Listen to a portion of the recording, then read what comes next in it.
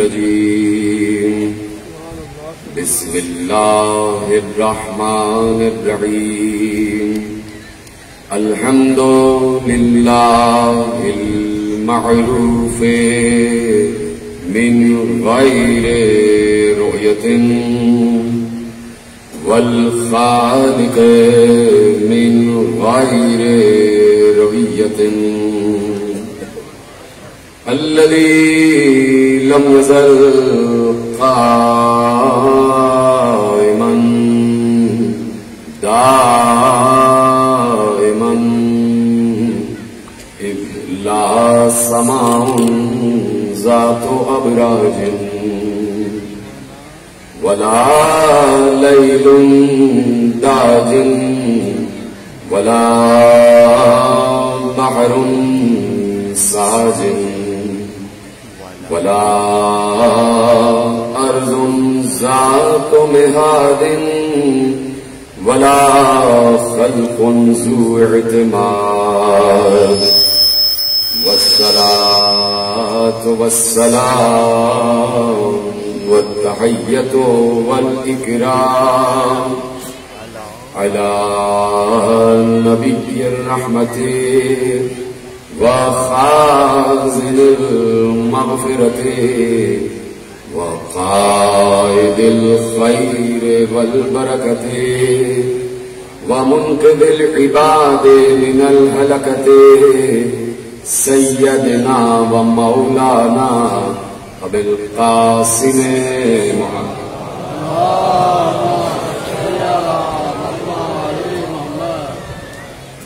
وأهل بيته الطيبين الطاهرين المعصومين المظلومين المنتخبين المنتجبين الذين أذهب الله عنهم الرجس وطهرهم تطهيرا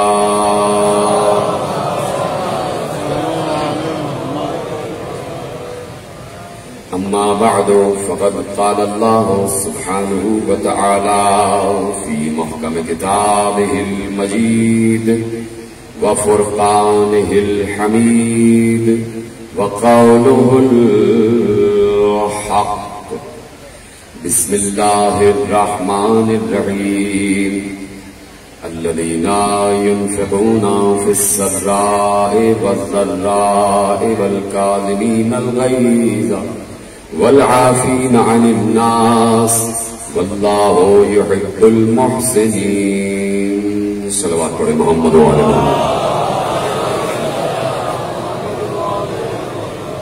1443 ہجری کے اشرے ماہ اذا کی مرکزی امام بارگاہ دھوبی گھاٹ فیصل آباد آپ حضرات آج چھٹے فرض اعظم پر بیٹھے ہوئے ہیں اور موضوع گفتگو ہے عظمت و اوصاف امام موسی کاظم علیہ الصلوۃ والسلام.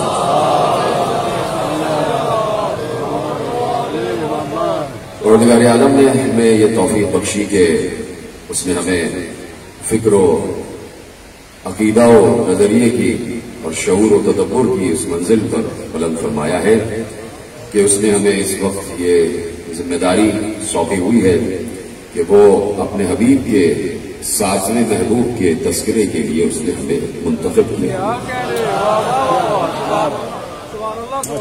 پروردگار عالم جو اس دنیا کا تنہا خالق اور مالک ہے، تو جیسا کہ میں مسلسل عرض کر رہا ہوں کہ اس نے اپنے کسی بھی نمائندے کو، کسی بھی حجت کو، کسی بھی ہادی کو، جسے وہ انسانوں کی رہبری کے لیے اور انسانوں کی ہدایت کے لیے بھیجتا ہے، تو وہ بڑے انتظام و انصرام کے ساتھ بھیجتا ہے اور ان کا آنا بھی ایک معجزہ ہوتا ہے. ان کا آنا بھی ایک معجزہ ہوتا ہے. یعنی ان کے آنے ہی سے، ان کے آنے کے دنیا میں آنے کے قرینے ہی سے معلوم ہو جاتا ہے کہ یہ یہاں کے نہیں.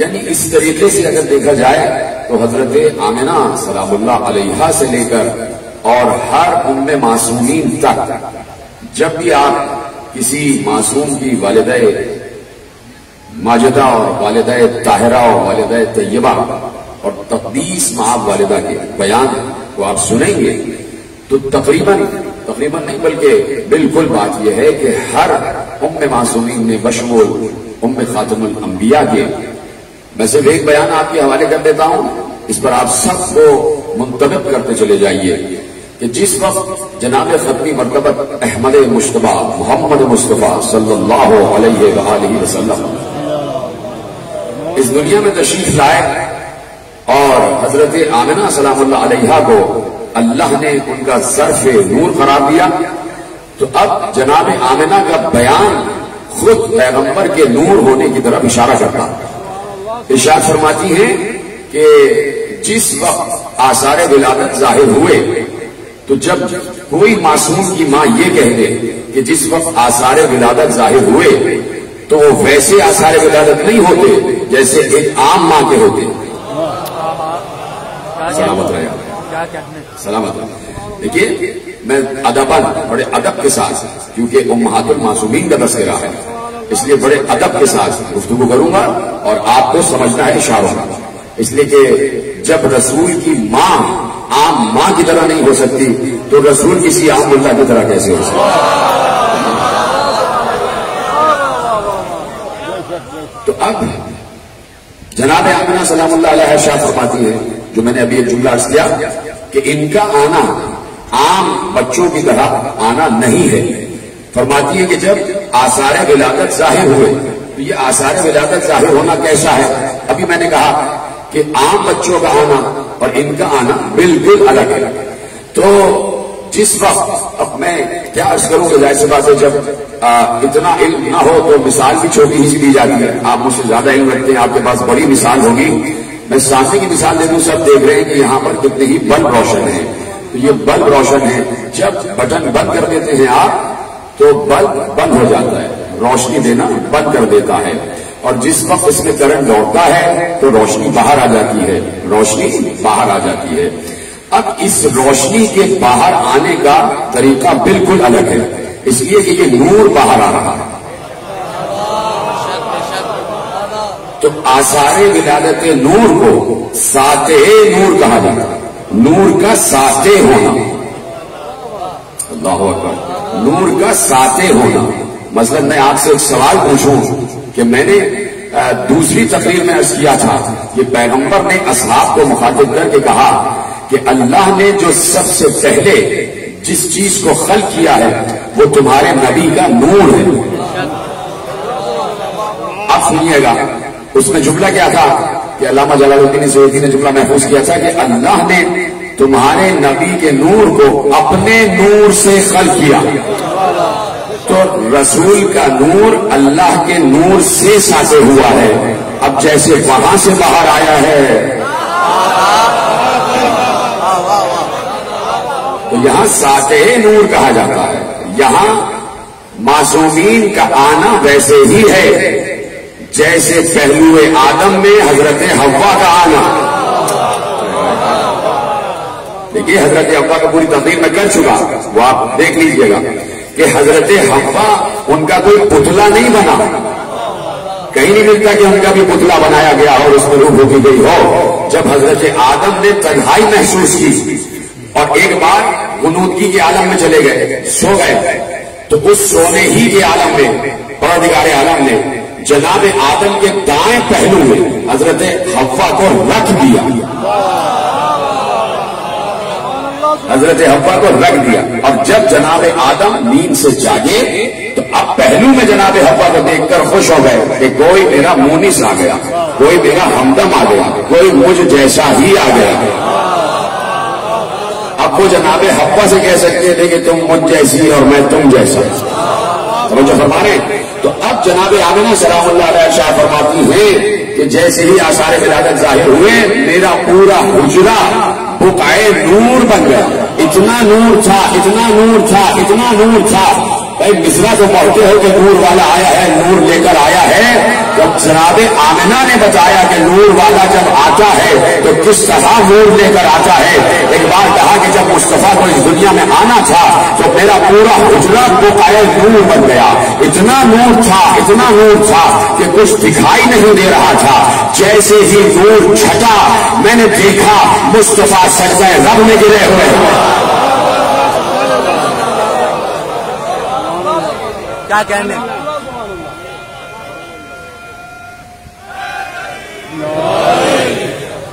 توجہ فرمائی نا آپ نے. تو جب ان کا دنیا میں آنا ہی مختلف ہے تو رہنا بھی مختلف ہے، زندگی گزارنا بھی مختلف ہے. اس حوالے سے مختلف نہیں کہ یہ کوئی ملک کی طرح زندگی گزار رہے تھے انسانوں کی طرح، اور ضروری تھا کہ انسانوں کی طرح زندگی گزاریں. کیوں؟ اصل تو نور ہے. مصطفیٰ کی اصل کیا ہے؟ نور. اور میں بتا چکا کہ اللہ کے نور سے مجھے خلق کیا گیا ہے. تو اصل مصطفیٰ ہے نور. اصل اگر اپنی اصل میں آ جاتے یعنی نوری شکل میں آ جاتے تو کیا مسئلہ ہو جاتا؟ سوال قائم کیا کہ اگر اپنی اصل حیت نور میں آ جاتے، جو ان کی اصل حیت ہے، جو ان کی اصل ذات ہے کہ نور ہے ان کی ذات، تو اگر اس اصلی حیت نور میں آ جاتے تو مسئلہ کیا ہوگا؟ انسانوں کے لیے کیا مسئلہ ہوگا؟ جواب دو اگر آپ کی اجازت ہو. اتنے ذہین لوگ بیٹھے کہ میرا اشارہ ہی سمجھ جائیں گے. دیکھیے قرآن میں آیت ہے کہ اللہ نور السماوات والارض، اللہ آسمان اور زمین کا نور ہے. سورہ نور میں کہہ دیا اللہ آسمان اور زمین کا نور ہے، یعنی اللہ نور ہے. اللہ نور ہے نا؟ بولیے سب ہاں یا نہیں؟ دوسرا سوال کرنے جا رہا ہوں، یہاں سے وہاں تک آگے پیچھے سب. سوال سب سے یہ ہے کہ کیا اللہ اس وقت یہاں موجود ہے؟ آواز نہیں آئی. سب کے ساتھ موجود ہے. میری آواز بھی سن رہا ہے، آپ سب کے ساتھ ہے نا؟ تیسری بار کہہ دیجیے ہے. تو ہمیں نظر کیوں نہیں آ رہا؟ ہمیں نظر کیوں نہیں آ رہا؟ اس لیے نظر نہیں آ رہا کہ نور ہے. اس لیے نظر نہیں آ رہا کہ اپنی اصلی حیت نور میں ہے، اپنی اصلی حیت نور میں ہے. اس لیے نظر نہیں آ رہا. جب اصلی حیت نور میں ہوگا تو تقاضائے اصل حیت نور یہ ہے کہ وہ نظر نہ آئے. جب تک کسی چیز میں ڈھل نہ جائے، کسی چیز میں اپنے آپ کو حلول نہ کر لے. اللہ حلول نہیں کرتا، اللہ کسی چیز میں ڈھلتا نہیں ہے، اللہ کہیں پر داخل نہیں ہوتا. یہ اس کا اسٹیٹس نہیں ہے کہ وہ خالق ہوتے ہوئے کسی مخلوق کے جسم میں داخل ہو جائے. لیکن اگر ہم اللہ کو دیکھنا چاہیں گے کہ ہم ہاتھ جوڑ کر کہیں گے پروردگار ظاہر ہو جا، اللہ کہے گا میں کہیں ظاہر نہیں ہو سکتا، میں اپنی اصلی حیت نور میں ہوں. تو پروردگار یہ مصطفیٰ مرتضیٰ بھی جو نور ہے، کہا اس لیے ان کو لباس بشر پہنایا. کہ لباس بشر پہنانا ان کی مجبوری نہیں، تمہاری تھی. اگر اصلی حیت میں آ جاتے تو جیسے میں دکھائی نہیں دے رہا ویسے یہ نہیں دکھائی دے رہا.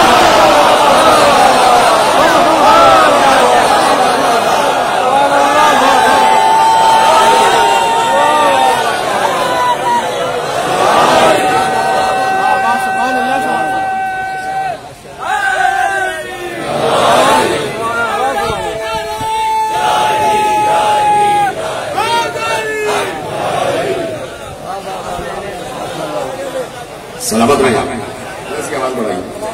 تو اب اگر اپنی اصلی حیت نور میں آ جاتے تو میں اور تم انہیں نہ دیکھ پاتے، میں اور تم انہیں نہ دیکھ پاتے. اس لیے انسانوں کی فلاح کے لیے، انسانوں کے فائدے کے لیے اور پھر ان کی حجت کے لیے ضروری تھا. اس لیے میرے ساتھ میں امام موسی کاظم علیہ السلام سے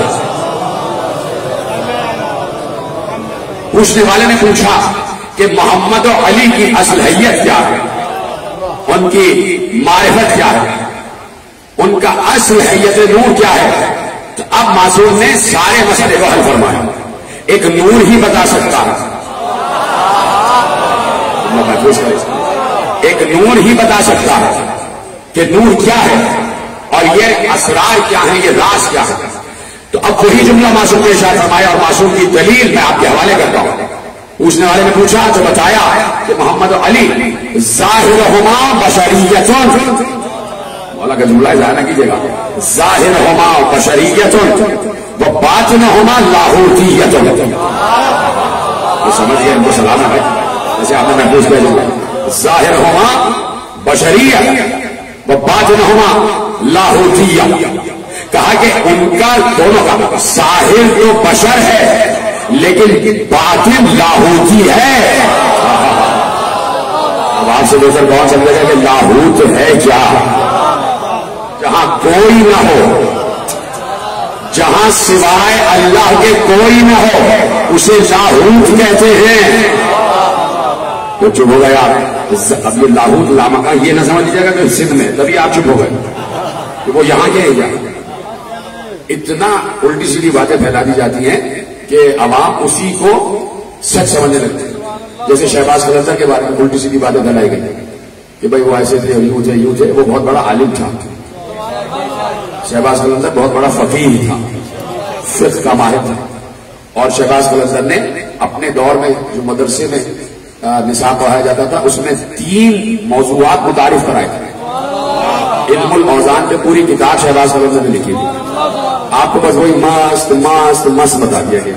اور کچھ شہباز قلندر کے بارے میں آپ جانتے ہیں. اسی طرح لاہوت لامکان کے بارے میں بتا دیا. تو میں نے جب کہا کہ وہ لاہوت ہی ہے تو آپ سمجھے بس بلوچستان میں جو لاہوت لامکان، اس لیے آپ چپ ہو گئے. یہ کوئی لاہوت لامکان کوئی ایسی بات نہیں ہے. اگر یہ لاہوت لامکان ہے تو ہم بھی لامکان میں بیٹھے ہوئے. ٹھیک ہے، چیزیں منسوخ ہو جاتی ہیں، منسوخ ہو جاتی ہیں. تو میں تو جب سے لاہور لامکان میں تو کبھی گیا نہیں، ارادہ تھا جانے کا، لیکن اب میں نے ارادہ ترک کر دیا. میں نے ایک ویڈیو دیکھی کہ جب لاہور لامکان کی سیڑھیوں میں آپ چڑھتے ہیں تو اس سے پہلے ایک بہت بڑا بورڈ لگا دیا گیا. میں شہباز قلندر کے مزار پہ جاتا ہوں، ضرور جاتا ہوں، ہر سال جاتا ہوں، لیکن لاہور لامکان اب میں نہیں جاتا، نہیں جاؤں گا. کیوں؟ ایک بورڈ لگا ہوا ہے، اس بورڈ پہ لکھا ہے یہاں ماتم کرنا منع.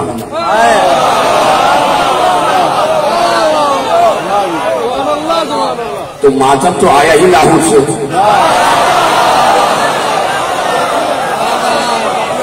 اب میرے مولا مسلم اعظم کا جملہ محفوظ کرو کہ حسن کہ علی و محمد، محمد و علی ظاہرہما بشریۃ و باطنہما لاہوتیہ. ان کا ظاہر انسانوں جیسا ہے. تو جملے 2 اس لیے کہہ دیے اور پہلا جملہ کہہ کے رکے اور رکنے کے بعد دوسرا جملہ کہا. پہلا جملہ کہا ظاہرہما بشریہ، ان کا ظاہر بشری ہے. رکے اس لیے کہ فوراً کہہ دیا کہ اگر میں نے کہہ دیا کہ ان کا ظاہر بشری ہے تو انہیں اپنے جیسا نہ سمجھ لینا، ان کا باطن لاہوتی ہے. ان کی اصل، ان کا باطن، ان کی روح لاہوتی ہے. لاہوتی جہاں پر سوائے اللہ کے کوئی اور نہ ہو، اور اگر ہیں تو یہ وہ ہیں. کیا پریشانی ہو گئی آپ کو؟ بھائی یہ قاب قوسین لاہوت ہے. تھوڑا نہیں سمجھ لیا کرنے والا، دلیل دینا کیا ضروری ہوتا ہے؟ قاب قوسین لاہوت ہے، وہ ہے قاب قوسین لاہوت لا مکان. قاب قوسین نہ مکان ہے نہ زمان ہے. چپ ہو رہا ہے. ہاں مجھے بہت تیزی سے آگے بڑھنا ہے، آج کئی مراحل طے کرتے ہوئے بڑھنا ہے، لیکن ساتھ ساتھ میری مجبوری ہے کہ جب بچہ چپ ہوتا ہے تو مجھے رکنا پڑتا ہے وہاں پر. قاب قوسین لاہوت لا مکان ہے، اور لاہوت لا مکان ایسا مکان ہے اس لیے جبرائیل کو سدرہ میں روک دیا کہ جبرائیل نہ لاہوتی ہے نہ مکان ہے. جبرائیل کو سدرۃ المنتہا میں روک دیا اور اس کے بعد کہا کہ سدرہ سے قاب قوسین تک جبرائیل تو دور، آدم سے لے کے عیسیٰ تک بھی کوئی نہیں آ سکتا، کوئی نہیں آ سکتا. یہاں پر وہ آ سکتا ہے، یہاں پر وہ آ سکتا ہے جو صفات میں اس جیسا ہو. بہت کم لوگ ایسا ہے جو صفات میں اس جیسا ہو، جو صفات میں اس جیسا ہو، اور جسے وہ بلا لے تو اس قابل جان کر بلاتا ہے کہ یہ لاہوت کی شدت و حدت و وزن کو بھی برداشت کر سکتا ہے اور یہ لامکانیت کا وزن بھی اٹھا سکتا ہے. اس لیے بلانے والے نے محبوب کو بلایا، اس لیے بلانے والے نے محبوب کو بلایا. آجا لامکان تجھے بلا رہا ہے، لامکان تجھے لامکان میں بلا رہا ہے، اور جو ہو ہے تجھے لاہوت میں بلا رہا ہے۔ تو اس قابل ہے کہ تو لامکانی ہو جائے، تو اس قابل ہے کہ تو لاہوتی ہو جائے۔ تو لاہوت لامکان نے پیغمبر کو قاب قوسین پر بلا کر بتایا کہ یہ مکان قاب قوسین لامکان ہے، لاہوت ہے، یہاں ہو ہی ہو ہے، یہاں سوائے میرے کوئی اور نہیں، میرے میں ہو، یہاں جبرائیل پر نہیں مار سکتا، یہاں بس میں ہوں اور تو ہے، یہاں محب ہے اور محبوب ہے، یہاں عاشق ہے اور معشوق ہے، عاشق ہے اور معشوق ہے، یہاں مصور ہے اور تصویر ہے، یہاں پھول ہے اور خوشبو ہے، یہاں حسن ہے اور حسین ہے، یہاں حسن ہے اور حسین ہے، یہاں عبد ہے اور معبود ہے، یہاں خالق ہے اور مخلوق ہے، یہاں شاہد ہے اور مسجود ہے، یہاں ساجد ہے اور مسجود ہے، یہاں ساجد ہے اور مسجود ہے، یہاں ایک ولی ہے اور ولی ہے، اور تو آجا اس لیے کہ تیسرا علی ہے۔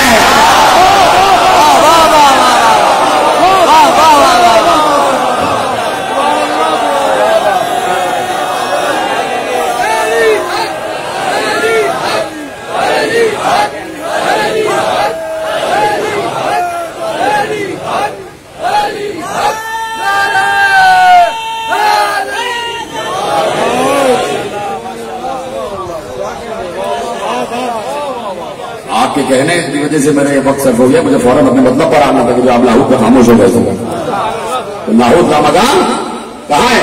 قاب قوسین۔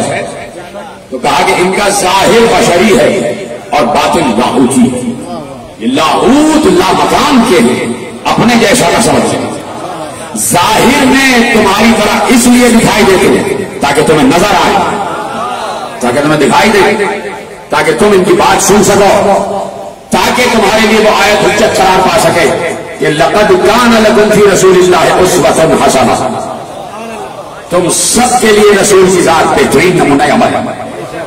اس لیے بشری جسے میں آئے، لیکن آنے نے بتایا نہ ہم ان جیسے نہ یہ ہم جیسے۔ تو اب اللہ نے یقیناً جب جو لاہوتی اور لامکانی ہوتے ہیں تو ان کی صفات بھی لاہوتی اور لامکانی ہوتی ہے۔ اللہ لامکان ہے، اللہ ہو ہے، اللہ کے لیے کوئی جگہ بھی ایسی نہیں ہے کہ کہا جا سکے کہ وہ بہت بچنے میں ہے۔ اللہ کو سمجھو، اللہ اس وقت بھی لامکان ہے، اس ہزاروں کے مجمع میں، ہزاروں کے مجمع دیکھ رہے ہیں آپ، آگے سے پیچھے دائیں بائیں، سمجھتا ہوں کہ 12-15 ہزار سے زیادہ کا مجمع، 20 ہزار کا مجمع اس وقت بیٹھا ہوا، تو 20 ہزار کے مجمع میں بیٹھا ہے، پورا مجمع بیٹھا ہے، تو 20 ہزار کے مجمع میں ایک اللہ موجود ہے، لیکن وہ پھر بھی تنہا ہے۔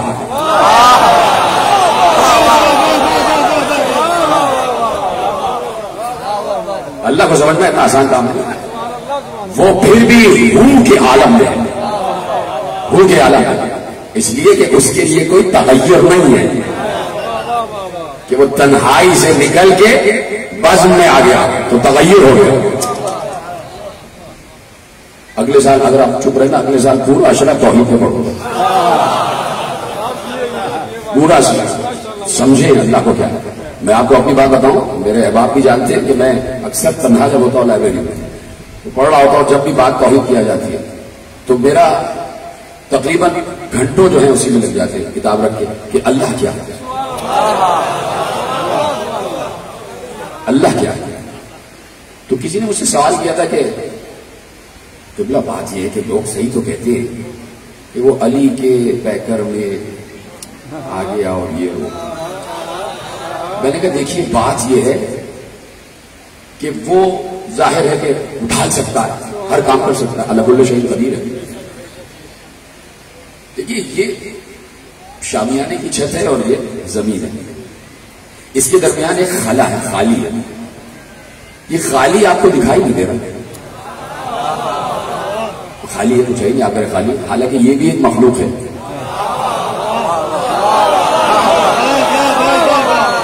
یہ بھی ایک مقام ہے. اللہ، میں 3 سال پہلے جملہ کہہ چکا ہوں کہ وہ شے ہے. امام موسی کاظم علیہ السلام سے پوچھا گیا کہ کیا اللہ شے ہے؟ میں نے کہا نا جو نور ہے وہی نور کے بارے میں بتا سکتا ہے، جو لاہوتی ہے وہی روح کے بارے میں بتا سکتا ہے، جو لامکانی ہے وہی لامکان کے بارے میں بتا سکتا ہے. تو پوچھا کیا وہ شے ہے؟ امام موسی کاظم علیہ السلام نے ارشاد فرمایا کہ نعم انہ شیء لیس کالاشیاء، ہاں وہ شے ہے لیکن اشیاء جیسا نہیں ہے. دلیل کیا ہے؟ اگر کسی بیوقوف کو یہ بات سمجھ میں نہ آئی ہو کہ دلیل کیا ہے، دلیل معصوم نے شاہ فرمائی کہ اس نے کہا لیسا کمثلہ شیء، اس جیسی کوئی شے نہیں. آیت یہاں پر بھی ختم ہو سکتی تھی کہ لیسا کمثلہ، اس کی کوئی مثل نہیں، لیکن شے کا لفظ رکھ کے بتایا وہ شے ہے لیسا کالاشیاء، اشیاء کی طرح نہیں ہے. یعنی اشیاء میں جو خصوصیات ہیں وہ وہاں نہیں ہے. شے اس لیے کہا کہ وہ وجود رکھتا ہے. اچھا آپ کہہ رہے ہیں کہ اگلے سال نہ پڑھیے گا یہ والا اشرا، یہ موضوع.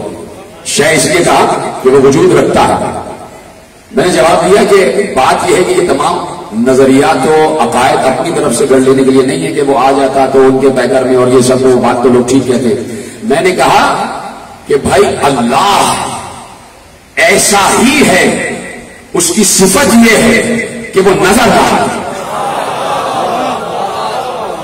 وہ کچھ ایسی نوع ہے جو دکھائی ہی نہیں دیتی. میں نے بالکل سامنے کی بلا تشبیہ مثال دی ہے کہ یہ خلا دکھائی نہیں دیتی، اس کا خاصہ یہ ہے کہ دکھائی نہ دے، تبھی تو خلا. توجہ فرما رہے. تو اب میرے عزیزوں، وہ اللہ جو ہر جگہ موجود ہے، اس نے جب اپنے نمائندوں کو اس دنیا میں بھیجا ہے تو میں بار بار عرض کر رہا ہوں کہ لاہوتی ہونا، لامکانی ہونا، لازمانی ہونا یہ اللہ کی طرف سے ہوتا ہے. توجہ، وہ عالم ہو میں اور عالم، مجھے لطف آ رہا ہے کہ آپ یہیں سے سمجھ جائیں گے. عالم ہو یعنی لاہوتیت، جو اس لاہوتیت میں، جو اس لاہوتی ماحول میں ہوگا، جو عالم ہو میں ہوگا. چلیے میں مثال سے سمجھاتا ہوں. ایک دیوار بیچ میں ہے، سمجھے، مجمع کے اس طرح بیچ میں دیوار ہے. تشبیہ سمجھ لیجیے، ایسے ایک دیوار آ رہا، میں یہاں بیٹھا ہوں اور دیوار کے اس پار آپ بیٹھے ہیں. اس پار والوں کو نہیں خبر کہ یہاں کیا ہو رہا، اور یہاں والوں کو نہیں خبر کہ وہاں کیا ہو رہا. اب آگے بڑھتی ہے بات. دیوار کے اس طرف حال ہے اور اس طرف مستقبل ہے. جیتے رہے آ جائیں میرے ساتھ. ایک موٹی سی دیوار ہے، اس کے اس طرف بھی لوگ ہیں، اس طرف بھی لوگ ہیں. وہاں والوں کو یہاں کی خبر نہیں، یہاں والوں کو وہاں کی خبر نہیں. آگے دوسری مثال دی کہ سمجھ لیجیے کہ زمانے میں اس طرف یہاں حال چل رہا ہے، دور حال، اور وہاں پر مستقبل ہے. تو مستقبل والے حال کو نہیں دیکھ پا رہے، حال والے مستقبل کو نہیں دیکھ پا رہے. اب کوئی دیوار پر چڑھ جائے، چل کے کھڑا ہو جائے، وہ بیک وقت حال کو بھی دیکھ رہا ہے، مستقبل کو بھی دیکھ رہا ہے. سلامت رہے آپ. جی طرح آپ کیسے آپ نے سنا. میں نے صرف مثال دی ہے، ایسا ہے نہیں، صرف سمجھانے کے لیے. لاہوت عالم ہو کہتے ہی اس مقام کو ہے جہاں کی بھی خبر ہو، غیب کی بھی خبر ہو، حال کا بھی عالم ہو، غیب کا بھی عالم ہو. سلامت رہے آپ. سمجھ میں آ گئی بات. تو عالم ہو تک جو پہنچا ہے وہ حال بھی دیکھ رہا ہوتا ہے، مستقبل بھی دیکھ رہا ہوتا ہے. ماضی تو اس کے سامنے ہوتا ہی ہے، لیکن ماضی اللہ کے لیے نہیں ہے. والعصر ان الانسان لفی خسر الا الذین آمنوا وعملوا الصالحات. جہاں لا ہے وہاں الا ضرور ہے، جہاں لا ہے وہاں الا ضرور ہے. تو یہاں سورہ جن نے ارشاد فرمایا عالم الغیب فلا یظہر علی غیبہ احدا. وہ ہے عالم غیب، اللہ عالم غیب ہے، اور وہ اللہ جو عالم غیب ہے وہ اپنا غیب کسی پر ظاہر نہیں کرتا الا من ارتضی، سوائے اس کے جو مرتضی ہو. اور پھر دوسری صفت بیان کی کہ وہ مرتضی ہو کون؟ مرتضی کی صفت بیان کی، الا من ارتضی من رسول، صفت یہ ہو کہ ہر کوئی مرتضی اپنے کو نہ کہہ لے کہ میرا نام میری ماں نے مرتضی رکھ دیا تو میں وہی والا مرتضی ہوں، تو جس کی طرف اللہ نے سورۃ میں اشارہ کیا ہے، اشارہ کرنے کے بعد صفت بیان کر دی، خصوصیت بیان کر دی، الا من ارتضی من رسول، وہ مرتضی وہ ہو جو رسول سے منیت کی منزل پر ہو، جو منیت رسول کی منزل پر ہو، الا من ارتضی من رسول، تو وہ مرتضی ہو۔ کہا کہ ہم اس پر ظاہر کرتے ہیں جو مرتضی ہو، مرتضی سے مرتضی نہیں ہے، مرتضی مصطفیٰ بھی ہے۔ کہا کہ ہم اپنا علم غیب ظاہر کرتے ہیں اس پر رسول سے منیت کی منزل پر۔ دوسرا ترجمہ یہ ہے کہ ہم اپنا علم غیب ظاہر کرتے ہیں رسولوں میں سے اس پر جو مرتضی۔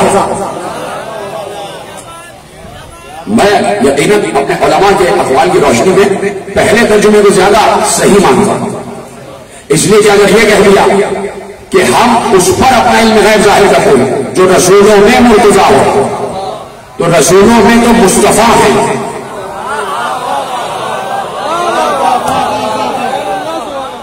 رسولوں میں مرتضی کوئی نہیں، مصطفیٰ ہے۔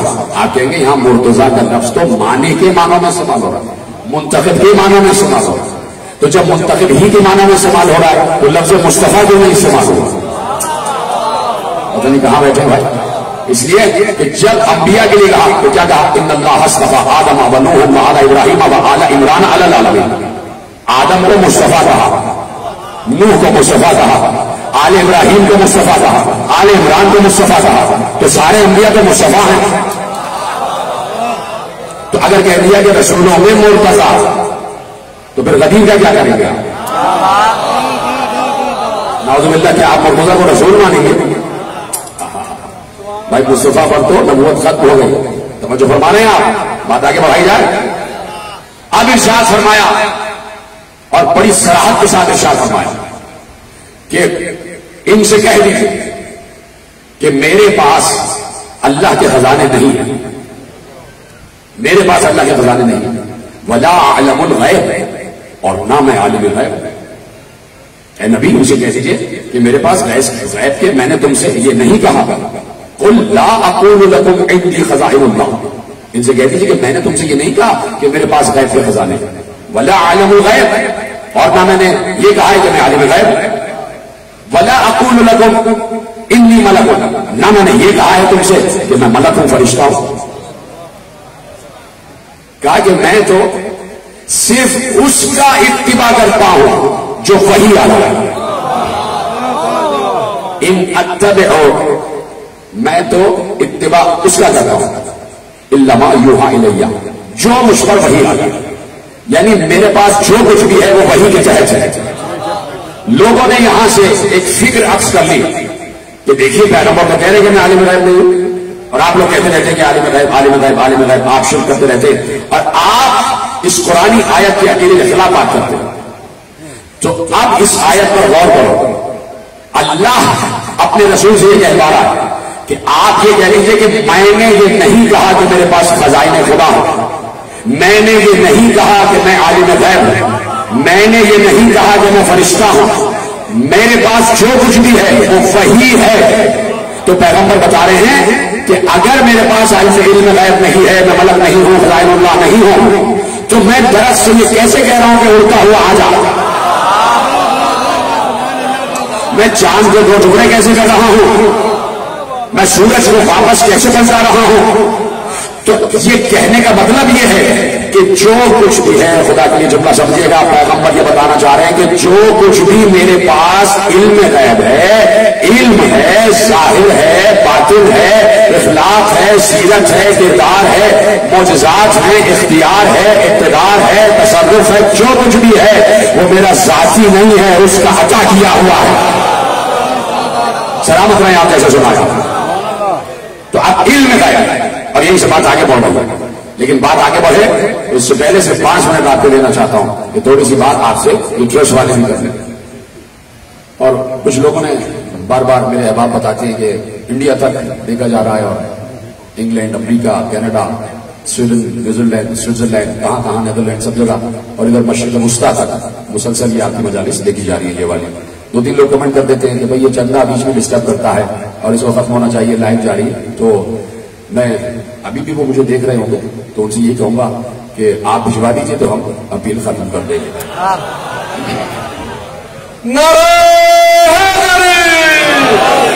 سادات و مومن، ہم نے جب بھی عزاداری سید و شہداء کے لیے آپ سے چندہ کی اپیل کی ہے تو آپ نے دل کھول کر ہمارا یہ امداد کی ہے. یہ عزاداری سید و شہداء کے لیے ہمارے کارکنان جس کے پاس سب جولیاں ہیں وہ چند لمحوں کے لیے آپ کے درمیان آئیں گے. تو آپ سے استدعا ہے کہ آپ اس سلسلہ میں ہم سے تعاون فرمائیں. مومنات میں بھی ہمارے کارکنان ان کے درمیان موجود ہیں تو میری مومنات سے بھی گزارش ہوگی کہ عزاداری سید و شہداء کے لیے ہم سے تعاون فرمائیں. اخراجات محرم بہت زیادہ ہیں اور ہمارے محدود وسائل ہیں. امام بارگاہ کا کوئی مستقل آمدنی کا بھی کوئی ذریعہ نہیں ہے. تو یہ تمام تر عزاداری جہاں مرکزی امام بارگاہ میں ہوتی ہے آپ ہی کے تعاون سے ہوتی ہے. تو آپ سے استدعا کہ آپ اس کار خیر میں بڑھ چڑھ کر حصہ لیا کریں تاکہ عزاداری کا سلسلہ جو کہ انشاءاللہ تا قیامت جاری رہنا ہے، تا قیامت جاری و ساری رہے.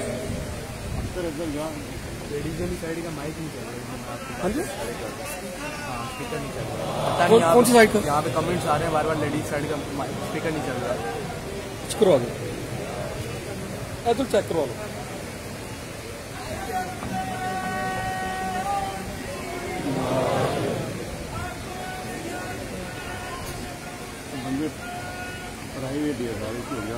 کوئی نہیں کر لیں گے.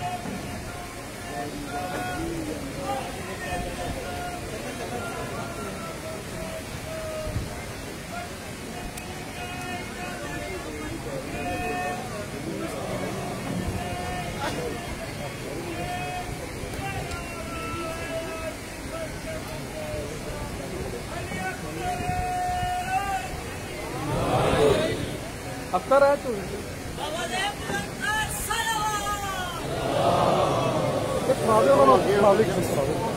ادھر ہی پڑھاؤ تاکہ چلی جائے نہ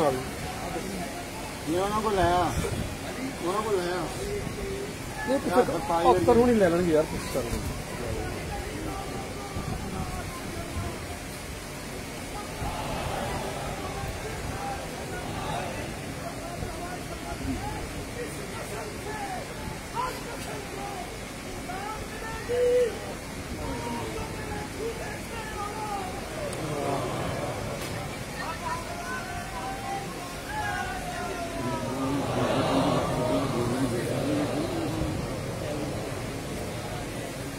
صلوات بھی پڑھیں گے جب آواز بلند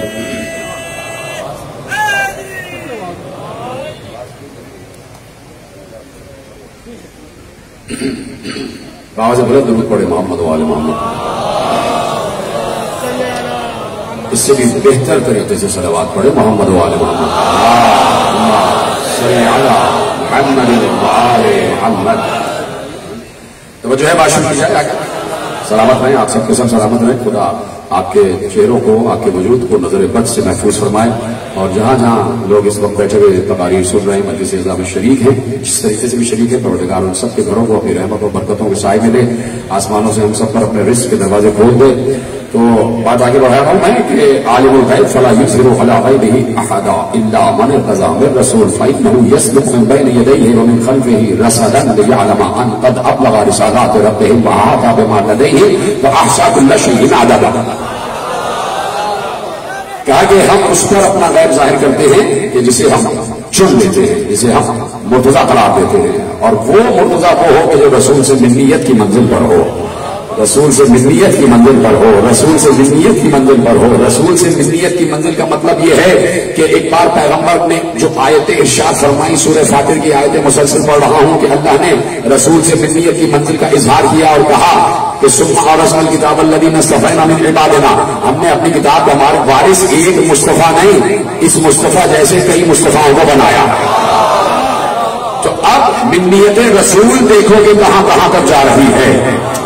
پہلی منزل تو یہی ہے کہ کوئی سورہ برات لے کر چلا تو ایک بار جبرائیل پیغمبر پر نازل ہوئے اور کہا یا رسول اللہ، اللہ کہتا ہے کہ یہ سورہ یا تو آپ خود لے کے جائیں یا وہ جائے جو آپ سے ملنیت کی منزل پر ہو. اس وقت علی کو بھیجا سورہ برات دے کے بتا دیا علی ملنیت کی منزل پر ہے، علی من ہے. ایک بار حسن مصطفیٰ کو کانے پہ اٹھا کے لائے، حسین کو کانے پہ اٹھا کے لائے، کہا نوازوں سے اتنی محبت ہے کہ کبھی کاندھے میں بچھاتے ہیں، کبھی دو زانوں میں بچھاتے ہیں، کبھی ممبر پہ بیٹھ کر دونوں کو دائیں بائیں بچھاتے ہیں، کبھی نماز کے سجدے میں ہوتے ہیں تو پشت پر بچھا لیتے ہیں. یہ کیا بات ہے؟ نمازوں سے اتنی محبت؟ اور نمازیں نہیں ہیں، یہ میری ملت پر ہیں. یہ نوازے نہیں ہیں، یہ میری ملت پر ہے. الحسن منی وانا من حسن، الحسین منی وانا من الحسین. کیا یہ نوازے نہیں؟ یہ میری ملت پر ہے، ملت پر ہے. تو رسول نے یہی بتایا. اگر صرف علی کو کہہ دیتے تو یہ میری ملت پر ہے، اگر صرف علی کو کہہ دیتے تو یہ میری ملت پر ہے، تو رسول اور علی ایک دور میں بھی ہیں.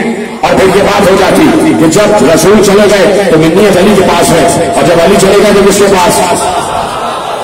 اس لیے حسن اور حسین کا بتانا ضروری تھا کہ میری ملت رکے گی نہیں. کہ میری ملت رکے گی نہیں، اس لیے کہ کتاب کی وراثت نہیں رکے گی. میرا ساتھ دے، اس لیے کہ نہ مائک میرا ساتھ دے رہا ہے اور نہ میرا گلا میرا ساتھ دے رہا ہے. میں آہستہ آہستہ جملے آپ کے حوالے کر رہا ہوں، لیکن یاد رکھیے کہ جملہ آپ کو ویسے سننا ہے جیسے آپ وصول کرتے ہیں. کہا میری ملت نہیں رکے گی. کیوں؟ اس لیے کہ قرآن نے کہا کہ وراثت قرآن نہیں رکے گی. تو اب جملہ سے جتنا سا ہے کہ بھائی یہ بات تو سمجھو کہ سورہ فاتر کی آیت پڑھی کہ ثم اورثنا الکتاب الذین اصطفینا من عبادنا، ہم نے اپنی کتاب نجات کا وارث اپنے مصطفیٰ بندے کو بنایا ہے. تو اب اگر بچے سے بھی پوچھا جائے، کسی مسلمان بچے سے بھی پوچھا جائے کہ قرآن آج زندہ ہے یا نہیں ہے، قرآن آج زندہ ہے یا نہیں ہے، تو بچہ بھی کہے گا قرآن زندہ ہے. تو اب مانو نا، جب قرآن زندہ تو وارث قرآن بھی زندہ.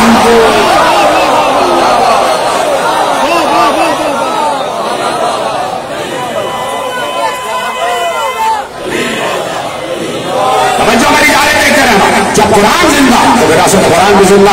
تو اب وارث قرآن پیغمبر اپنے دور میں وارث، بعد پیغمبر علی وارث، بعد علی حسن وارث، بعد حسن حسین وارث، بعد حسین علی وارث، بعد علی محمد وارث، بعد محمد جعفر وارث، بعد جعفر موسیٰ وارث. موسیٰ کاظم وارث قرآن ہے، موسیٰ کاظم وارث قرآن ہے. تو اب اگر موسیٰ کاظم، اگر نہیں یقیناً موسیٰ کاظم وارث قرآن ہے، اپنی جگہ 7واں وارث قرآن ہے. 7واں محمد ہے، 7واں مصطفیٰ ہے، 7واں مرتضیٰ ہے، مرتضیٰ کا بیٹا ہے، حسین کا بیٹا ہے. تو اب قرآن کہہ رہا ہے عالم الغیب فلا یظہر علی غیبہ احدا. آج یہ آیت زندہ ہے یا نہیں؟ آج آیت زندہ ہے نہیں؟ بولیے ہاں زندہ ہے نا آیت. آج بھی آیت زندہ ہے، آیت منسوخ نہیں ہو رہی. قرآن رسول میں آیت آئی تو کہا عالم الغیب فلا یظہر علی غیبہ احدا الا من ارتضی من رسول. وہ عالم غیب ہے، وہ اپنا غیب کسی پر ظاہر نہیں کرتا سوائے مرتضیٰ کے. تو اس دور کا مرتضیٰ رسول. چلیے آپ کی بات مان لیجیے. جب علی آئے تو پھر آیت یوں ہی گونج رہی تھی الا من ارتضی من رسول. ہم اپنا غیب کسی پر ظاہر نہیں کرتے. اب تو وہی آ گیا جو مرتضیٰ ہے. علی چلے گئے، حسن آئے، پھر آیت نے کہا عالم الغیب فلا یظہر علی غیبہ احدا الا من ارتضی من رسول. قرآن کی آیت نے کہا آج قرآن زندہ ہے تو آج کا مرتضیٰ حسن ہے. تو ہم نے علم غیب حسن کے حوالے کر دیا. جملے جوڑتے جائے گا. حسن کے دور میں علم غیب قرآن نے کہا حسن کے پاس ہے. حسین کے دور میں قرآن نے کہا حسین کے پاس علم غیب ہے. علی حسین العابدین کے دور میں قرآن نے کہا علی بن حسین کے پاس علم غیب ہے. محمد باقر کے دور میں قرآن نے کہا یہ ہے مرتضیٰ. جعفر صادق کے دور میں قرآن نے کہا جعفر ہے مرتضیٰ. موسیٰ کاظم کے دور میں بھی تو قرآن کی آیت زندہ تھی. عالم الغیب فلا یظہر علی غیبہ احدا الا من ارتضی من رسول. وہ عالم غیب ہے، وہ اپنے غیب کو کسی کو ظاہر نہیں کرتا سوائے اس کے کہ جو مرتضیٰ ہو رسول سے ہو، رسول سے ہو. جملے بھی دے چکا، حدیثیں بھی سنا چکا. ربیع الابرار علامہ جار اللہ زمخشری کا پورا جملہ کے حوالے کر دیا 3 دن پہلے کی تقریر میں. انہوں نے کہا کہ پیغمبر نے کہا ہؤلاء الذین امر اللہ بمودتہم، یہ 14 وہ ہیں کہ جن کی مودت کا حکم اللہ نے دیا.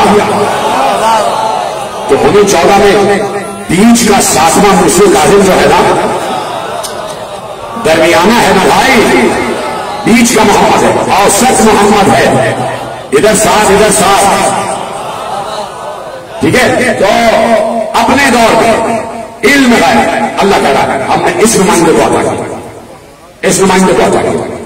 تو اب اس نمائندے کو ثابت کرنا ہے کہ میں ہی شاید سمجھتا ہوں، میں ہی شاید سمجھتا ہوں. روایت نے لکھا سفر حج اور آپ کے حوالے ایک منظر سفر حج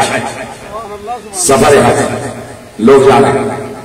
ایسے میں ایک شخص جو بلخ کا رہنے والا ہے, نام ہے اس کا شقیق, شین قاف یہ قاف, شقیق بلخی, وہ بھی ساتھ ساتھ ہے.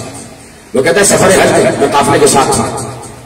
ہمارا قافلہ مقام قادسیہ پر روکا اور لوگ خوبصورت خیمے سجائے گئے, رک گئے آرام کرنے کے لیے. اسی طرح منزلیں لے کے آگے جاتے تھے. کہتا ہے میں اپنی سواری سے اترا اور لوگوں کے خوبصورت خیموں اور چھوٹداریوں کو دیکھ رہا تھا. یہ کتنے خوبصورت خیمے لگے ہوئے ہیں اور لوگ یہاں تیاریاں کر رہے ہیں. ایسے میں نے ان خیموں سے الگ ایک مسلح دیکھا جس پہ ایک خوبصورت نوجوان بیٹھا ہوا ہے. اس کا حسین جسم ہے, لاغر ہے, پیشانی کشادہ ہے, زلفیں اس کی بل کھائی ہوئی ہیں. اس کے ماتھے پر جو سجدے کا نشان ہے وہ ستارے کی طرح چمک رہا ہے. اس کے روشن رخسار ہے. اس نے اپنے لباس پر ایک معمولی اون کی چادر اوڑھی ہوئی ہے. اس کے سر پر شملے دار امامہ ہے. اس کے سر پر شملے دار امامہ ہے. وہ مسلح پہ بیٹھا ہوا ہے اور تسبیح اور عبادت میں اور نماز میں مصروف ہے. میں نے کہا یہ کوئی صوفی ہے جو اپنے آپ کو بڑا ظاہر کرنا چاہتا ہے اور ان اہل قافلہ سے خدمت دینا چاہتا ہے, اس لیے کہ سب کو اپنا اپنا کام کر رہے ہیں, یہ یہاں بیٹھا مسلح پر. تو شقیق بلخی کہتا ہے میں نے دل میں سوچا کہ یہ کوئی صوفی ہے اور یہ لوگوں سے اہل قافلہ سے اپنی خدمت, اپنا اثر ظاہر کر کے اپنی خدمت دینے کے لیے یہاں بیٹھا ہوا. اس نے کہا کہ میں اس کے پاس جاتا ہوں اور اس کو تنبیہ کرتا ہوں کہ یہ لوگ حج کے لیے اللہ کے مہمان ہیں, ان سے اس طریقے سے اپنی خدمت نہیں لینا اور اپنی پرہیزگاری اور تقویٰ ان پہ ظاہر کرنے کی کوشش نہ کرنا. ابھی وہ کہتا ہے کہ میں پہنچا اس خوبصورت جوان کے مسلح کے قریب. وہ بالکل آخری نماز اس کی تمام ہو رہی تھی. جیسے ہی نماز تمام ہوئی, اس سے پہلے کہ میں کچھ بولتا ہوں, اس نوجوان نے سورہ حجرات کی آیت پڑھی اور آیت کی ابتدا میرا نام لے کے گئی. سورہ حجرات کی آیت پڑھی, یا شقیق اجتنبوا کثیرا من الظن ان بعض الظن اسم. سورہ حجرات کی آیت پڑھی, اے شقیق زیادہ بدگمانی سے بچو, اس لیے کہ بدگمانی کرنا گناہ ہے. جیسے آپ نے سنا اسی طرح سے جائے گا, بلکہ اس سے بھی زیادہ. جیسے آپ سن لوگ آپ پر فخر کر رہے ہیں پورے پاکستان سے. میرے پاس کمنٹس آتے ہیں کہ کیا سماجتے ہیں صبح 7:30 بجے ایسا چیز جب کا مجمع بیٹھا ہے, تقریباً 20,000 کا مجمع یہاں سے وہاں تک بیٹھا ہے, پورا آپ کو نظر بد سے محفوظ فرمائے. کہا کہ زن سے بچو, گمان سے بچو. وہ کہتا ہے کہ میں لرز گیا کہ اس جوان نے تو میرے دل کی بات کی, میرے دل میں جو نیت تھی وہ اس کو کیسے پتہ چل گیا. کہتا ہے کہ میں ابھی اسی پریشانی, اسی حیرت میں تھا کہ وہ جوان اٹھا مسلح لپیٹا اور چلا گیا. اتنی دیر میں قافلہ بھی نپٹ چکا تھا, قافلہ آگے بڑھ گیا. ہم ایک اور مقام پر, مقام خبر پر جا کر رکے اور میں اس جوان کو تلاش کرنے لگا کہ میں اس سے اس سے معذرت کروں, اس سے معافی چاہوں کہ میں نے تمہارے بارے میں غلط سوچا.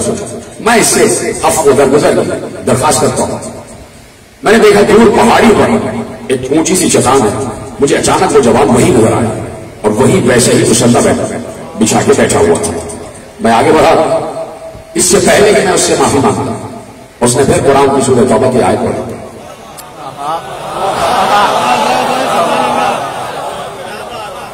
ایسا آیت تو خدا اتار رہا ہے. اللہ نے کیا کہا, اجتنبوا کثیرا من الظن ان بعض الظن اسم. بہت زیادہ شک سے بچو, اس لیے کہ بہت زیادہ شک گناہ ہوتا. بات یہاں تک کو سمجھ میں آ گیا. یہ میں قرآن کی آیت پڑھوں گا, اب جو ذہین ہوگا وہ سمجھے گا, میں تفسیر عرض نہیں کروں گا. آیت پڑھی, اس نے کہا کہ میں آگے بڑھا کہ مجھ سے معافی مانگوں. انہوں نے آیت پڑھی, انی لغفار لمن تاب وآمن وعمل صالحا ثم اهتدى. سنیں گے آیت کا ترجمہ اور بتائیے گا کہ ترجمہ آپ تک پہنچ گیا.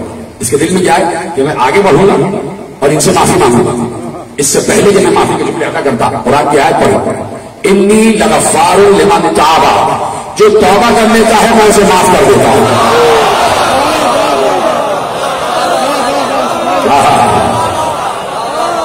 یہ آپ سلامت رہیں مولا آپ کی سماعتوں کو نظر بد سے محفوظ فرمائیں.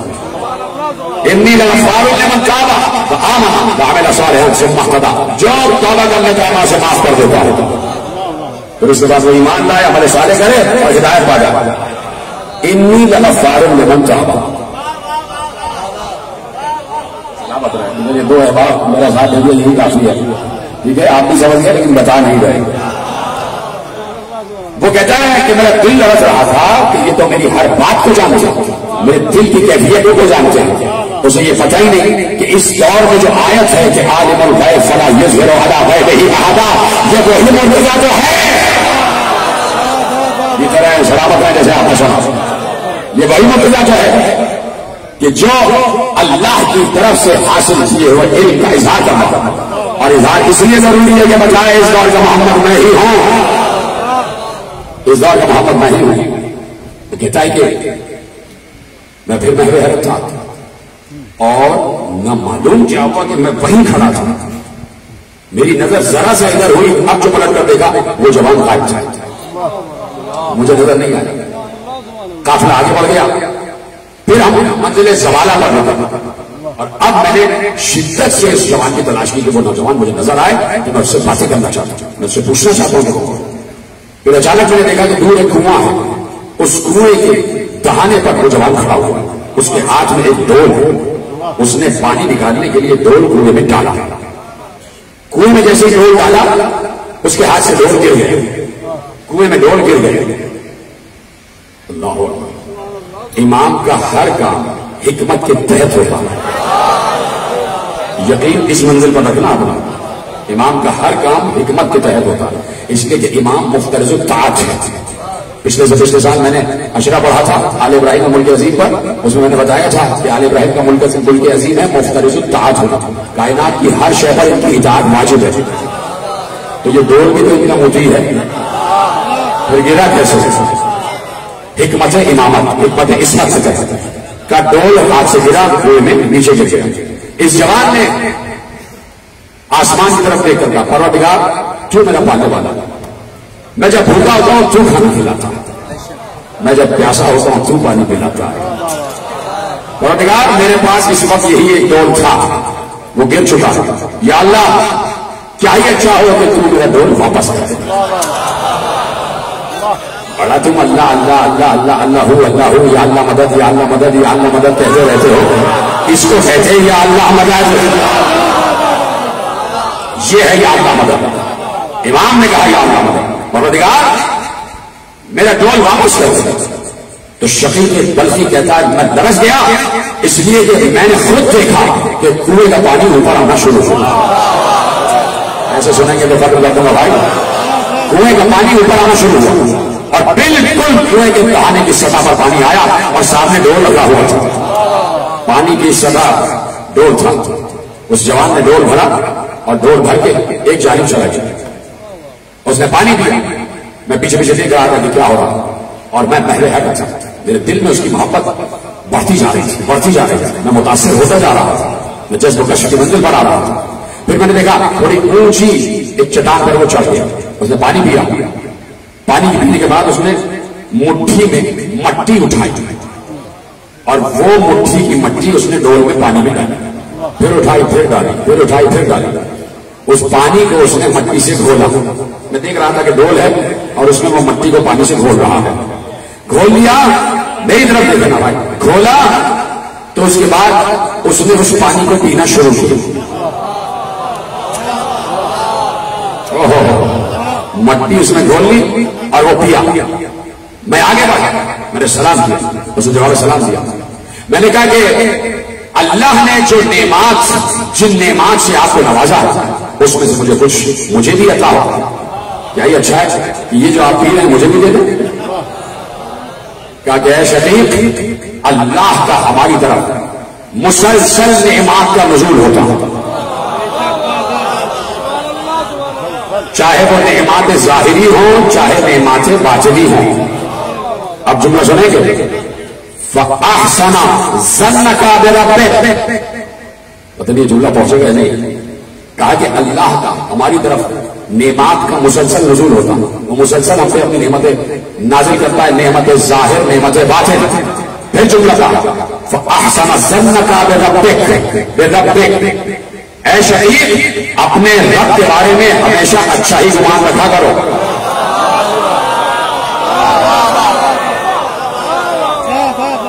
پتہ نہیں سب نے جملہ سمجھا یا نہیں سمجھا. فَأَحْسَنَ ظَنَّكَ بِرَبِّكَ، اپنے رب کے بارے میں ہمیشہ اچھا گمان رکھا کرو. اس کا اچھا گمان تو تھا، تبھی تو حج پہ جا رہا تھا. پھر یہ کس عزت کا تذکرہ ہو رہا ہے؟ جو سمجھ گئے تو سلام. فَأَحْسَنَ ظَنَّكَ بِرَبِّكَ، اپنے رب کے بارے میں ہمیشہ احسن گمان رکھا کرو، اچھا گمان رکھا کرو. میرے آگے ڈول بڑھا دیا لو پیو. کہا اب جو میں نے پیا تو ایسا بہترین شیریں میٹھا ستو تھا،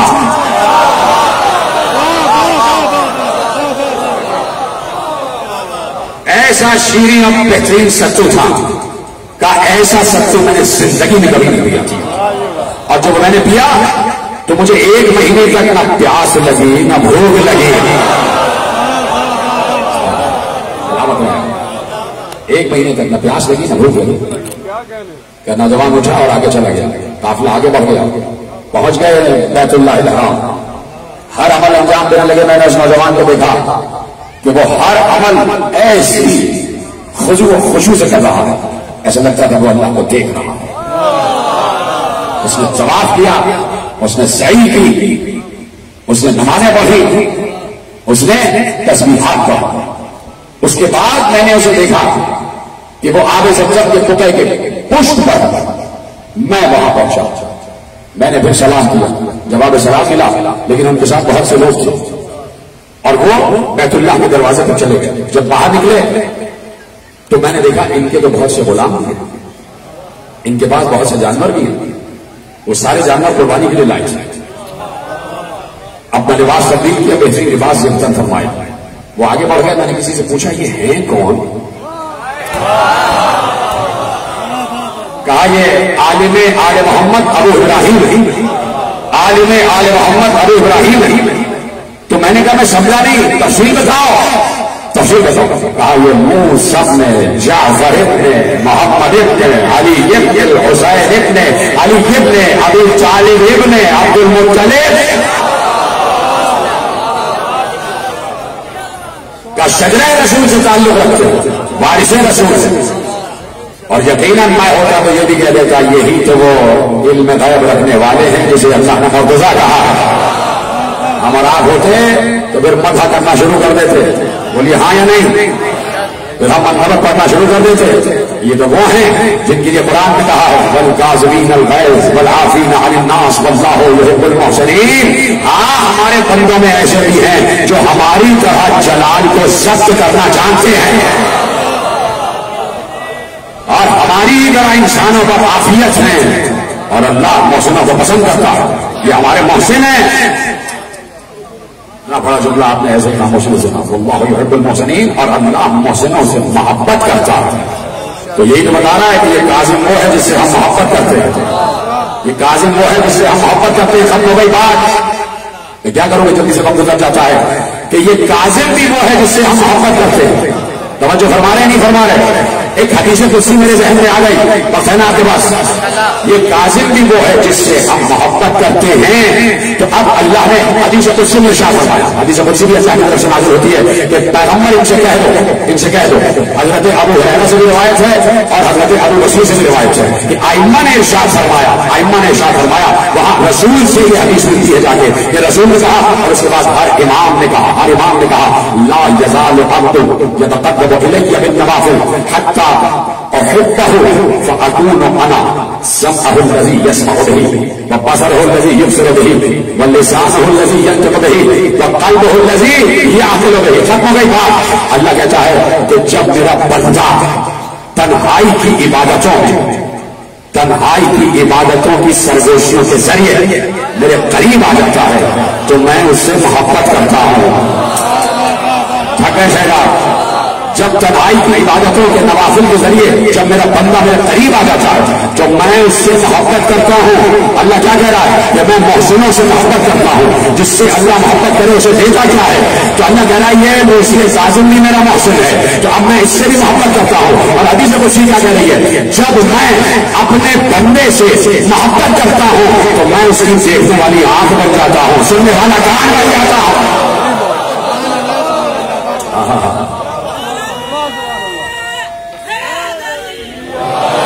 میں اس کی دیکھنے والی آنکھ بن جاتا ہوں, سننے والا کان بن جاتا ہوں, بولنے والی زبان بن جاتا ہوں, سوچنے والا دل بن جاتا ہوں. پھر وہ نہیں سوچ رہا ہوتا, میں سوچ رہا ہوتا ہوں. پھر وہ نہیں بول رہا ہوتا, میں بول رہا ہوتا ہوں. پھر وہ نہیں سن رہا ہوتا, میں سن رہا ہوتا ہوں. پھر وہ نہیں دیکھ رہا ہوتا, میں دیکھ رہا ہوتا, میں دیکھ رہا ہوتا. کاظم سے محبت ہے نا اللہ کو. جملہ تو آپ دینے جا رہا ہوں. دیکھیے ہم نے اب تک سنا کہ علی ید اللہ, علی عین اللہ. 5 منٹ لینے مجھے علی عین اللہ, علی ید اللہ, علی لسان اللہ, علی وجہ اللہ. علی اللہ کی زبان, علی اللہ کا چہرہ ہے, علی اللہ کا ہاتھ ہے, علی اللہ کا کام ہے. ٹھیک ہے, تو یہ تو ہو گیا ید اللہ, عین اللہ, عزم اللہ, جب اللہ, لسان اللہ, یہ ہو گیا. اس حدیث میں اللہ کہہ رہا ہے کہ جب میں کسی سے محبت کرتا ہوں تو میں اس کی آنکھ بن جاتا ہوں. میرا خیال ہے آپ نے جملے غور نہیں کرنا. دوبارہ پڑھتا ہوں. علی ید اللہ, عین اللہ, عزم اللہ, لسان اللہ. ید اللہ کا کیا مطلب ہے؟ اللہ کا ہاتھ. لسان اللہ کا کیا مطلب ہے؟ اللہ کی زبان. وجہ اللہ کا کیا مطلب ہے؟ اللہ کا چہرہ. عین اللہ کا کیا مطلب ہے؟ اللہ کی آنکھ. ٹھیک ہے, اللہ کی آنکھ, اللہ کی آنکھ. سمجھے نا بات؟ اللہ کی آنکھ. یا اللہ کہہ رہا ہے کہ جس سے میں محبت کرتا ہوں, وہاں کیا ہے؟ علی اللہ کی آنکھ. یا کہہ رہا ہے جس سے میں محبت کرتا ہوں میں اس کی آنکھ بن جاتا ہوں. سلامت ہے, میں اس کا چہرہ بن جاتا ہوں, میں اس کا ہاتھ بن جاتا ہوں. تو کاظمین الغیظ والی آیت میں اللہ نے کہا ہم محبوں سے محبت رکھتے ہیں, محسنین سے محبت رکھتے ہیں. تو موسی غالب اپنے دور کا محسن ہے. اللہ نے بتایا میں اس دور کے محمد یعنی محسن سے محبت کرتا ہوں. جب میں موسی غالب سے محبت کرتا ہوں تو میں موسی غالب کی آنکھ. اس سے بڑا جملہ میں کہہ نہیں سکتا. میں موسی غالب کی بولنے والی زبان, میں موسی غالب کی دیکھنے والی آنکھ, میں موسی غالب کا کام کرنے والا ہاتھ, میں موسی غالب کا سوچنے والا دل. ید اللہ ہونا الگ ہے, اللہ کا ہاتھ ہونا الگ ہے. اللہ کسی کا ہاتھ بن جائے, اللہ کسی کی آنکھ بن جائے. اب اگر یہاں کوئی بیوقوف بیٹھا ہوا ہے, کم یقین, کھج یقین, اور کہہ رہا ہے کہ کیا غلو کر دیا, کیا غلو کر دیا, تو میں کہتا ہوں میرے سارے جملے ایک طرف رکھ دو. حدیث قدسی کہہ رہی ہے لا یزال عبدی یتقرب الی بالنوافل حتی احببتہ. میرا بندہ جب نوافل کے ذریعے میرے نزدیک آ جاتا ہے تو میں اس سے محبت کرتا ہوں. تو جسے اس میرے پورے تھیسس پر یقین نہیں ہے میں اسے کہتا ہوں تم بندے بن جاؤ, تم اللہ کے قریب چلے جاؤ, اللہ تم سے محبت کرے گا, پھر وہ تمہاری دیکھنے والی آنکھ بن جائے گا, پھر وہ تمہارا سوچنے والا دل بن جائے گا. یہاں تو ایک اوپن آفر ہے, یہاں تو دعوت عام ہے. جو اللہ کے قریب چلا جائے تو بس یہ کہہ رہے ہیں 1400 برس سے کہ ملا تو نہ جا سکا, مولا چلا گیا. اللہ کے قریب کھلے میں مسجدوں کے دروازے, کھلی ہوئی ہیں خانقاہیں, کھلے ہوئے ہیں بڑے بڑے اجتماعات کے میدان. جاؤ اللہ کے قریب جاؤ اور بن جاؤ, اللہ کو اپنی آنکھ بنا لو. ہم یہاں بیٹھ کے موسی غالب کا تذکرہ کر رہے ہیں, یہاں بیٹھ کے آل محمد کا تذکرہ کر رہے ہیں. آل محمد کا, محمد کی آل, محمد رسول اللہ جس کا کلمہ پڑھے بغیر کسی کا ایمان کامل نہیں, اس کی آل کا تذکرہ ہو رہا ہے. اور خوشی یہ ہے کہ ویسے ہی سنی بھی سننا ہے جیسے شیعہ سن. یہ ہے کامیابی حسین کی, نہ میری نہ آپ کی. یہ ہے کربلا کی کامیابی. کربلا صرف یہ کہتی ہے میں یہ نہیں دیکھتی کتنی نمازیں پڑھیں, کتنے روزے رکھے, کتنے حج کیے, اسی کے بعد نے کہا کہ میں نے اپنے سامنے یہ سب دیکھ لیا تھا کہ سامنے والے نمازی بھی تھے، روزے دار بھی تھے، حاجی بھی تھے، سب تھے. کہا میں اب یہ نہیں دیکھتی کربلا، کہتی ہے میں قیامت تک یہ نہیں دیکھتی کہ کون کتنی نمازیں پڑھ چکا، روزے رکھ چکا، حج کر چکا، زکات دے چکا، جہاد کر چکا. میں صرف یہ دیکھتی ہوں کون ہو ہے.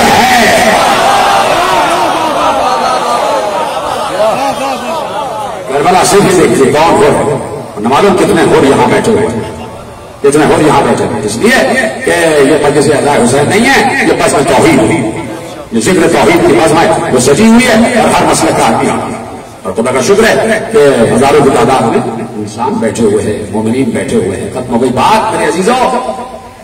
علی و مرتضیٰ کہ جو جانتا ہے، جسے اللہ نے رسول والا علم عطا کیا، تو صرف یہ بڑا علی ہی نہیں، چھوٹا علی بھی جانتا، چھوٹا علی بھی جانتا. میں نے چھوٹے علی کا نام لیا تو ہلکے سے آپ سے ہائے جملہ پلٹ دیتا ہوں. علی اصغر بھی جانتا، علی اصغر بھی جانتے ہیں کہ کیا ہے اور کیا ہونے والا ہے. اجرکم اللہ، اجرکم اللہ. یہ تو دن ہی ایسے ہیں کہ وقت ادھر ادھر تو ہو ہی جاتا ہے. کربلا کے بعد سے بہت سے لوگوں کے وقت بدلے ہیں. جو اچھے سمجھے جاتے تھے وہ قیامت تک قابل لعنت بن گئے. یہ ہے کربلا کا معجزہ. تو ہمیں بھی کبھی وقت کی پرواہ رہی نہیں. کربلا ہے کربلا. علی اصغر 18 دن کے جب چلے ہیں، مدینے سے چلے تو پھر 18 دن. اور میں عرض کر چکا پہلی تقریر میں کہ صغرا کو 18 دن میں علی اصغر سے اتنی محبت ہو گئی جتنی 18 برس میں علی اکبر سے محبت. دونوں بھائی ہیں.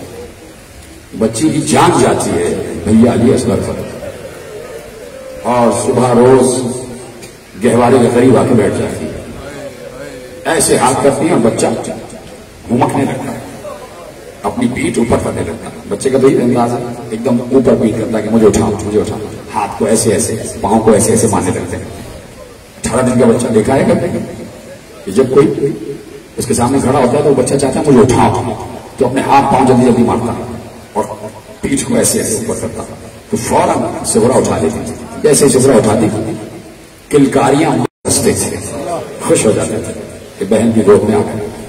بہن سینے سے لگا لیتی، دالان میں ٹہلاتی، بھیا کو پیار کرتی، باتیں کرتی ہیں علی اصغر سے. علی اصغر صغرا کی ہر بات پر ہنس دیتے تھے، مسکرا دیتے تھے. گویا علی اصغر کو ہنسنا صغرا نے سکھایا ہے. میں جملہ کہہ بھی گیا، علی اصغر کو مسکرانا صغرا نے سکھایا ہے. جیسے علی اکبر اس دنیا میں آئے تھے نا، تو بی بی شریعت الحسین سلام اللہ علیہ نے ایک بات حجرے مادر علی اکبر میں آئی، امام حسین کا تشریف فرما تھا، تو فوراً کہا کہ بھیا جب بھائی کے گھر میں اولاد ہوتی ہے تو بہن کا حق ہوتا ہے کہ وہ نیک لے لے. بھیا مجھے نیک دے دو. حسین خوش تھے، کہ بہن جو مانگے دے دیں گے. آج ہم خوش ہیں، آج شبیر رسول ہماری گود میں آئے ہیں، ہمارے گھر میں آئے ہیں. کہ بھیا کچھ اور نہیں مانگتی، بس نیک یہ ہے کہ علی اکبر ہی تو مجھے دے دو. اور اس کے بعد بی بی نے علی اکبر کی پرورش کی ہے. اور روایت کیا لکھتی ہے، اذان دینا بھی بی بی ہی نے سکھایا. رسول کے لہجے میں، علی کے لہجے میں بی بی نے اذان دینا سکھایا. توجہ فرمائیں آپ نے.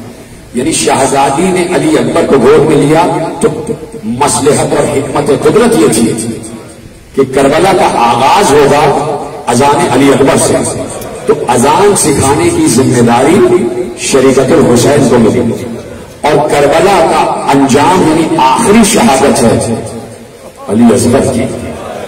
تو علی اصغر کو اس کا ہتھیار استعمال کرنے کی ذمہ داری صغرا کی. جیتے رہے سلامت رہے کہ صغرا نے اصغر کو ہنسنا سکھا دیا، مسکرانا سکھا دیا. تبسم علی اصغر صغرا کی دیر ہے، صغرا کی تربیت ہے. 18 دن کے بعد قافلہ چلا، سامان جانے لگا، بیویاں ایک کر کے آئیں، صغرا کو خدا حافظ کہہ رہی تھی. بہت دیر ہو گئی. جب بیویاں باہر نہیں آئیں تو حسین علی نے کہا دیر کیوں ہو رہی ہے، ہمیں مغرب سے پہلے مدینہ چھوڑنا. بیویاں کہاں ہیں، جلدی کیوں نہیں آ رہی؟ ناقے لگے ہوئے ہیں دروازے پر. تو ایک کنیز نے آگے کہا کہ بیویاں صغرا کے حجرے میں ہیں اور صغرا کے پاس علی اصغر ہے. ہر بیوی چاچی علی اصغر کو گود میں لے لے، علی اصغر گود میں نہیں آ رہے، علی اصغر کسی کی گود میں نہیں آ رہے، اس لیے زیر لگے. حسین حجرے میں آ گئے. حسین نے خود یہ منظر اپنی آنکھوں سے دیکھا کہ ہر بیوی کہتی ہے اور صغرا یہی کہتی ہے کہ ایسے نہیں، علی اصغر خود چلے جائیں تو لے لینا، علی اصغر کسی گود میں نہیں جاتے. حسین آگے بڑھے، لا صغر اصغر کو ہماری گود میں دے دو. اب بابا جیسے سب سے کہہ رہی ہیں ویسے آپ سے بھی کہہ رہے ہیں، ایسے چھین کے نہ لیجیے گا. علی اصغر خود آپ کی گود میں چلے جائیں تو لے لیجیے گا. بیٹی کو تنہا کو چھوڑ کر جا رہے تھے نا. پتہ ہے علی اصغر اس وقت کیوں گود میں آئے ہیں؟ اس وقت جب سب جا رہے ہیں، پتہ ہے جس وقت بی بی ام رباب سلام اللہ علیہ کی گود میں تھے نا علی اصغر، اور بی بی جا رہی تھی، دروازے کی طرف جا رہی تھی، تو بس صغرا بالکل قریب آ گئی، اما رباب کے بالکل قریب آ گئے. علی اصغر کو مخاطب کر کے کہا، بھیا علی اصغر سب تو مجھے چھوڑ کے جا رہے ہیں، کیا تم بھی مجھے چھوڑ کر چلے جاؤ؟ تو ہمت کر علی اصغر صغرا سے گود میں آ گئے. اور اس کے بعد ہر بیوی نے چاہا کہ اصغر کو گود میں لینے. اصغر آ نہیں رہے تھے، بار بار منہ پھیر لیتے تھے، صغرا کے سینے سے لگ جاتے تھے. حسین نے کہا لا ہمیں دو، کہ بابا چھین کے نہ لیجیے گا، آپ ہی علی اصغر آ جائیں تو لے لیجیے گا. اب چونکہ بیٹی کو چھوڑ رہے تھے نا، چھوڑ رہے تھے، تو اتنا تو کیا کہ چلو صغرا جو کہہ رہی ہیں وہ تو میں کر دوں.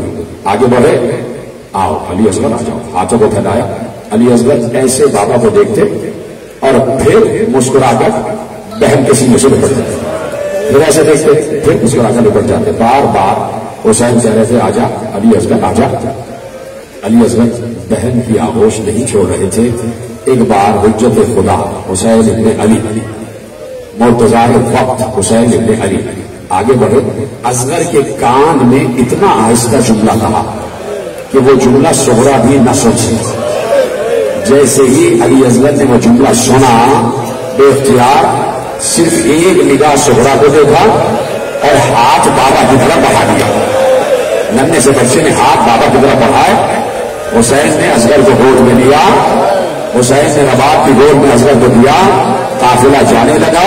کہا صغرا خدا حافظ. اس لیے بی بی ام البنین کو چھوڑا. دیکھیے بی بی ام البنین کبھی نہ رکتی، کبھی نہ رکتی. مادر عباس کبھی نہ رکتی زینب کو چھوڑ کر، لیکن حکم امام تھا کہ صغرا بیمار ہے، اماں آپ کو رکنا پڑے گا. حکم امام کے تحت بی بی ام البنین بیٹی ہے تو کہا اپنی اماں کے ساتھ رہنا، تم بیمار ہو، ہم جا رہے ہیں. حسین چلے گئے. صغرا دیکھتی رہی اور یہ سفر طے ہوتا چلا گیا اور پہنچ گئے حسین کربلا. آ گیا قربانیوں کا دن. ایک ایک قربانی حسین دیتے رہے، پیش کرتے رہے. اللہم تقبل منا ھذا القربان، پروردگار میری طرف سے یہ قربانیاں قبول فرما، قبول فرما. شب عاشور آ گئی. جملہ سن لیجیے گا اور آئے تو آپ کہہ رہے ہیں، آپ کو یقیناً بیوی کے منظور نظر ہے. یقین فرمائے دائیں بائیں آگے پیچھے جتنے بیٹھے جیسے آپ گریا کرتے ہیں. میرا دل کہتا ہے کہ شہزادی جنت البقیع والی اپنا دوپٹہ اٹھا اٹھا کے تمہیں دعائیں دیتی ہے. اپنے بابا رسول اللہ سے تمہاری سفارش کرتی ہوں جیسے تم رو رہے ہو. اور میں بیوی سے یہی کہوں گا، بیوی سے پہلے اپنے وقت کے امام سے کہوں گا کہ مولا دیکھیے کیسے گریا کر رہے ہیں. مولا ان کو ہر بلا اور آفت ناگہانی سے، ہر عرضی اور سماجی بلا سے ہمیشہ محفوظ رکھے گا. مولا ان کے رزق میں کبھی کمی نہ ہو. مولا ان کے پاس اگر گھر نہیں ہے ان کو گھر دے دیجیے، ان کے پاس اولاد نہیں ہے تو ان کو اولاد دے دیجیے. مولا دیکھیے یہ کیسے رو رہے ہیں اور ابھی آپ دیکھیے گا یہ ان کا گریا کہاں پہنچ جائے گا. اس لیے کہ کچھ بھی ہو جائے انسان کبھی علی اصغر کی شہادت برداشت نہیں کر سکتا. اجرکم علی اللہ، اجرکم علی اللہ. میرے عزیزوں شب عاشور آ گئی. حسین لے کے خیمے میں جا رہے تھے اور خیمے کا پردہ ہٹا ہٹا کر دیکھ رہے تھے. شب عاشور کا مطلب تو تمہیں یاد ہے نا کہ علی اکبر کے خیمے میں جب گئے ہیں تو پردہ ہٹا کے دیکھا تو گھٹ گھٹ کر رو رہے تھے. اس لیے کہ دیکھا کہ علی اکبر ماں کی زانوں پہ سر رکھے سو رہے ہیں. ماں نے علی اکبر کو اپنے زانوں پہ سر رکھا ہوا ہے. علی اکبر سو رہے ہیں اور بی بی لیلا کے ہاتھ میں ایک چراغ ہے اور اس چراغ کی روشنی میں اپنے بیٹے کے چہرے کو دیکھ رہی ہے. حسین رو رہے تھے. ایک بار آگے بڑھے. اس خیمے میں پہنچے کہ جو علی اصغر کا خیمہ تھا، جہاں علی اصغر کا جھولا لگا ہوا تھا. جناب ام رباب سلام اللہ علیہ کے خیمے پہنچے تو ام رباب رو رہی تھی. بی بی رو رہی تھی. रो रही थी, बार बार रो रही थी।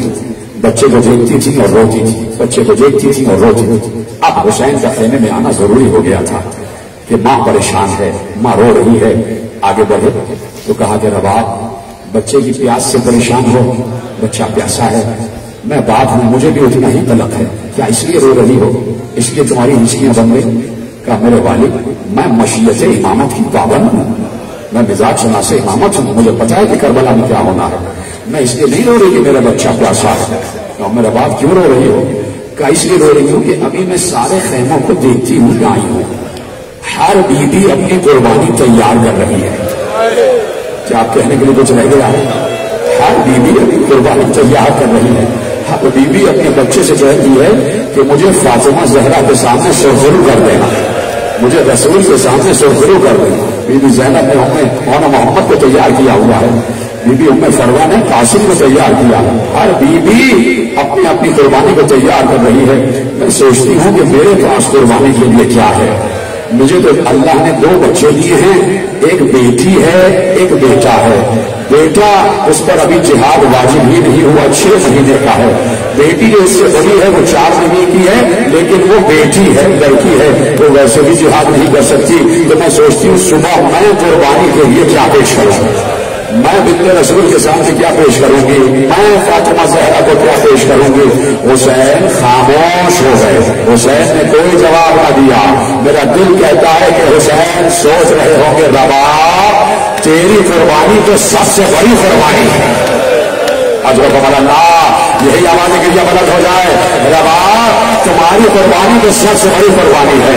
और ये तुम्हारी 2 कुर्बानियां ऐसी हैं कि ऐसी कुर्बानी जो अब्बास की कुर्बानी भी नहीं है, ऐसी कुर्बानी जो अली अकबर की कुर्बानी भी नहीं है। अरे तुम्हारी दूसरी कुर्बानी सकीना, वो तो बड़ी बड़ी बीवियों के आगे चलेगी, उसके तो तमाचे भी लगेंगे, उसके तो गोशवारे भी छिलेंगे, उसके तो दामन में आग भी लगेगी। रबाब तुम्हारी कुर्बानियां सबसे बड़ी कुर्बानियां है। क्या चिंता कर रहे हो? तुम्हारी आवाजें बुलंद हो जाए। चले गए हुसैन, चले गए हुसैन। मैंने इसलिए कहा ना कि अली असगर भी जानता है कि क्या होने वाला है। यहाँ का जो बच्चा इल्म गैब की निगाह से देख रहा होता है। उधर हुसैन चले, रुखसत आखिर के बाद सबको सलाम किया। पढ़ूंगा रोज़े आशूर, आज की हफ्ता कितना सुनो, सबको सलाम किया।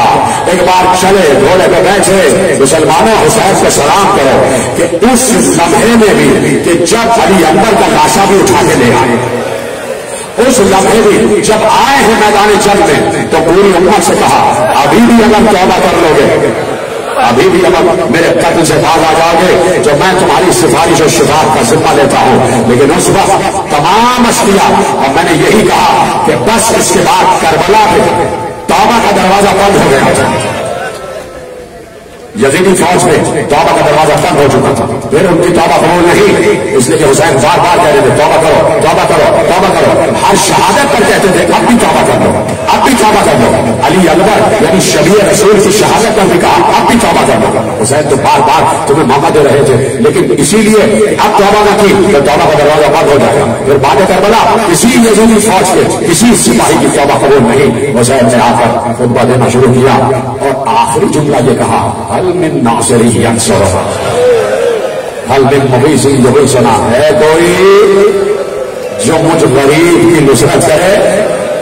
उन्हीं से तो कह रहे थे ना आ जाते हुसैन की मदद के लिए। है कोई जो मुझ बेकस की नुसरत करे? है कोई जो मेरे इस्तिगासे से लब्बैक कहे? ये कैसे हो सकता है कि हुज्जत ज़माना इस्तिगासा करे और कोई लब्बैक न कहे? जैसे ही कहा हल मिन मुगीसी युगीसना, है कोई जो मेरी पुकार पर लब्बैक कहे। एक बार खैमों से रोने का फूल बरामद हुआ, बीबी ज़ैनब के रोने की आवाज आई। हुसैन ने बहन के रोने की आवाज को पहचाना, अश्किया को वहीं छोड़ा, घोड़े को दावा दिया, तेजी से दौड़ते हुए आए। खैमों में आकर घोड़े से उतर कर कहा, ज़ैनब अभी मैं जिंदा हूं, ये रोने का फूल कैसा है? कहा भैया इसलिए कि तुमने जैसे ही कहा है कोई मेरी मदद करने वाला, अली असगर ने अपने रसूले से गिरा दिया। मातम करो, मातम करो, तुम्हारी आवाजें गिरी अलग हो जाए। अली असगर ने अपने रसूले से गिरा लिया, और सिर्फ भैया ये नहीं कि झूले से गिरा लिया, अरे हमारा कलेजा इसलिए फटा कि बच्चा घुटनियों चल के खैमे के दरवाजे तक जा रहा था। मैदान की तरफ जा रहा था। हुसैन रोए और कहा समझ गए हम अली असगर का मतलब समझ गए, हम अली असगर का मतलब समझ गए, लाओ अली असगर को हमारी गोद में दे दो। हुसैन ने जो कहा ना कि हम अली असगर का मतलब समझ गए, तो बता दिया कि अली असगर नुसरत करना चाहते हैं, अली असगर मदद करना चाहते हैं, अली असगर हमला करना चाहते हैं, अली असगर जंग करना चाहते हैं। लाओ हम मेरा बाप हमारी गोद में दे दो।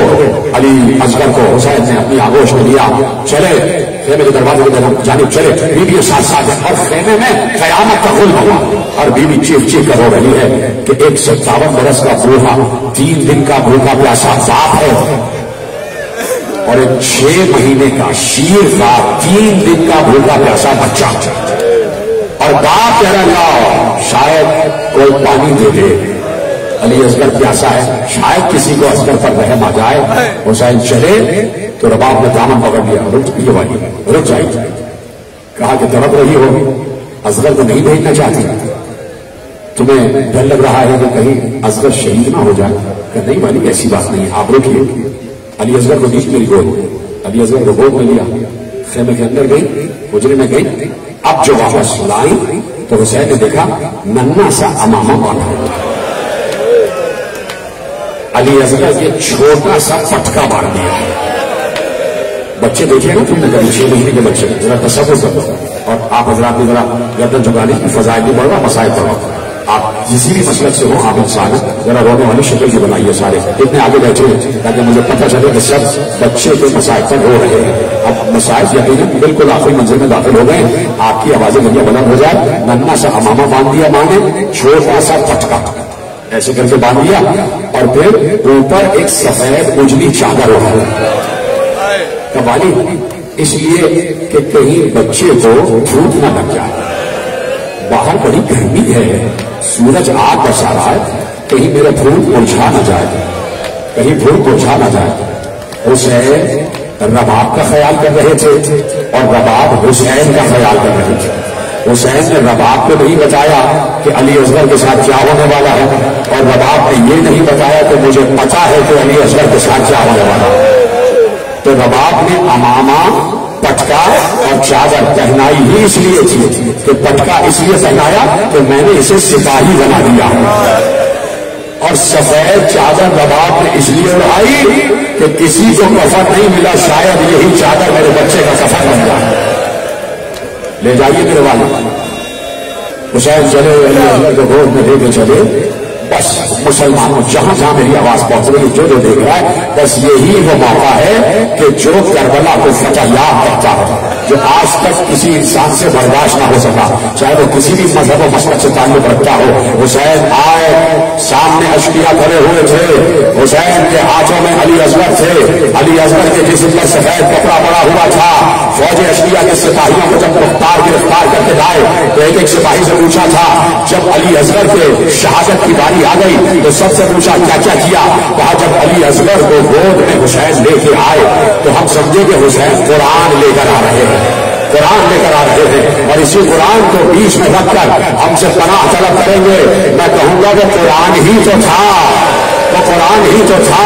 एक बार हुसैन आगे बढ़े, अली असगर के चेहरे से चादर हटाई, कहा ये मेरा 6 महीने का बच्चा है, इसकी माँ भी प्यासी है, ये भी प्यासा है, इसको ना दूध मिला है ना पानी मिला है।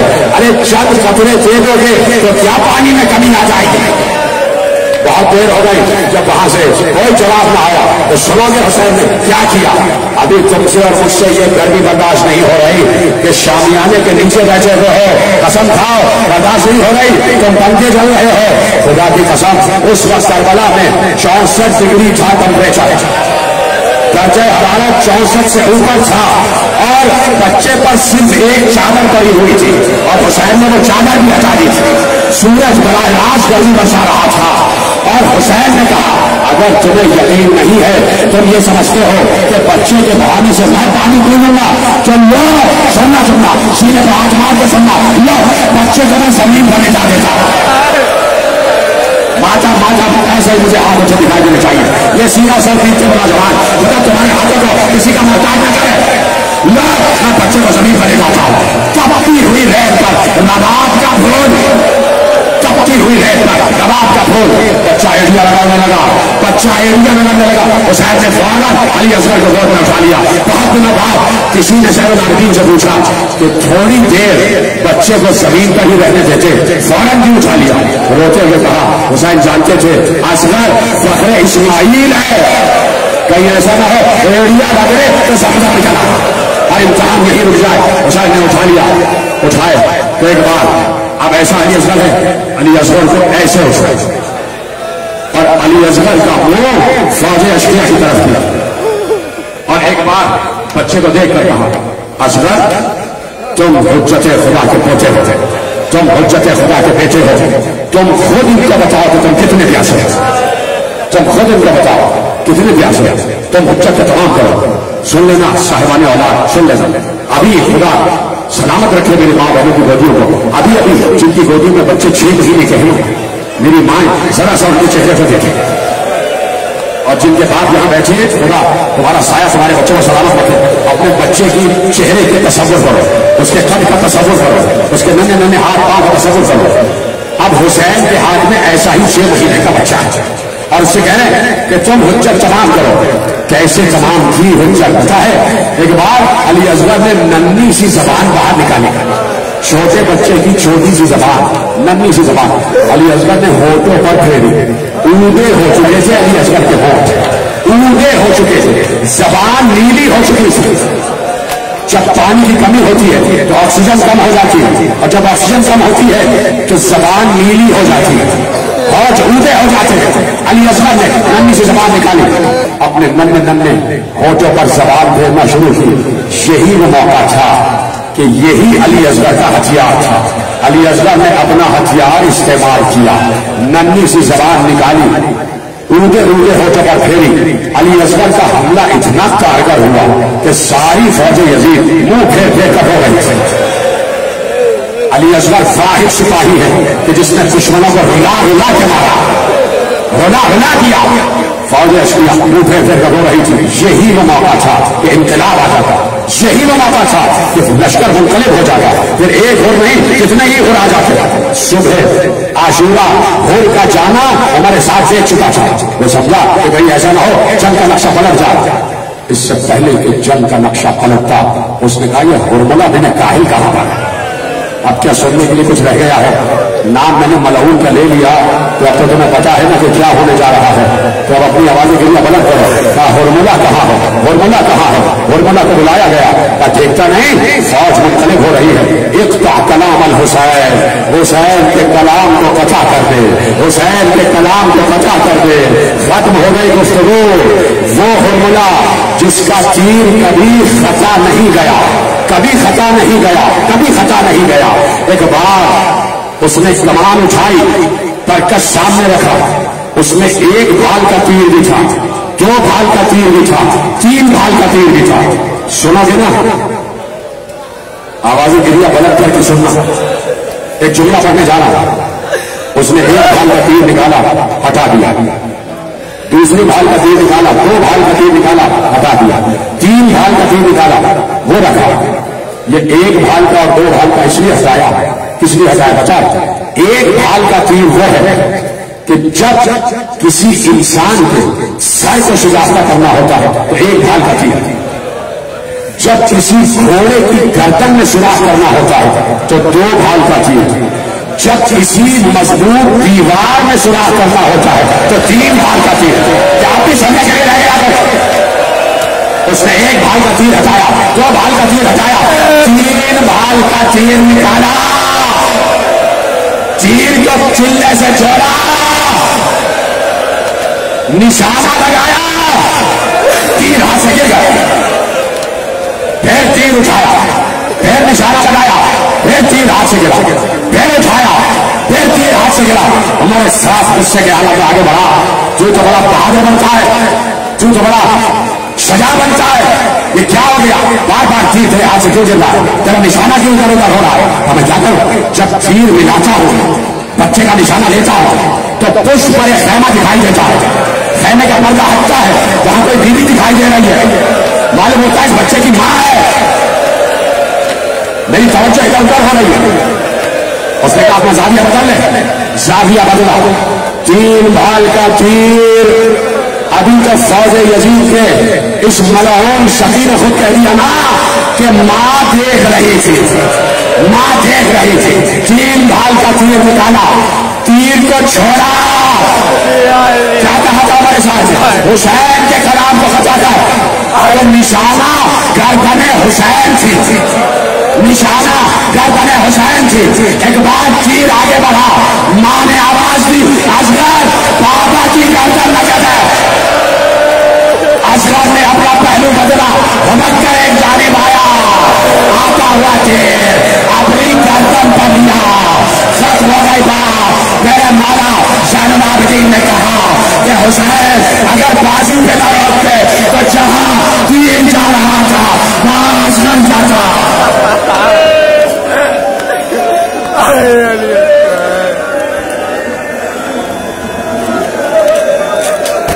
یا حسین یا حسین، شرافت علی خان صاحب نکل گئی، یا حسین یا حسین یا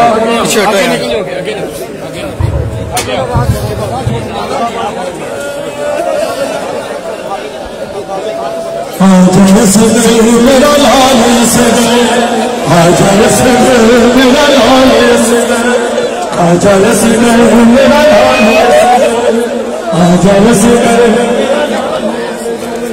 آجا صدر میرا لال،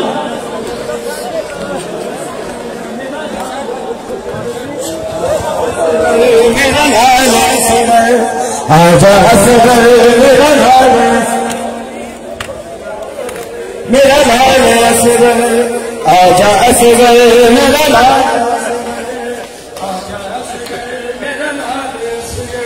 جب تیر لگا علی اصغر میں، آجا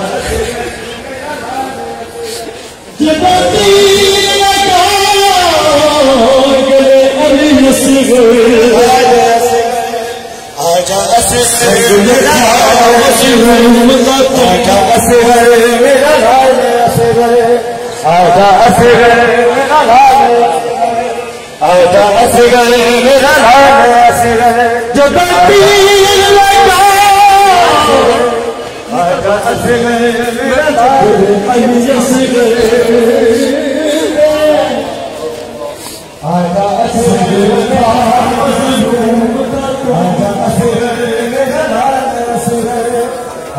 اصغر میرا لال آجا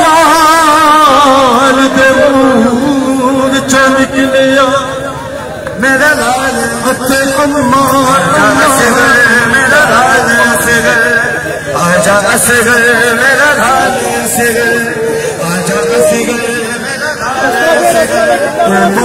والیاں ماہی او بختہ والیاں ماہی، جگر رج کے پتھر کھڑا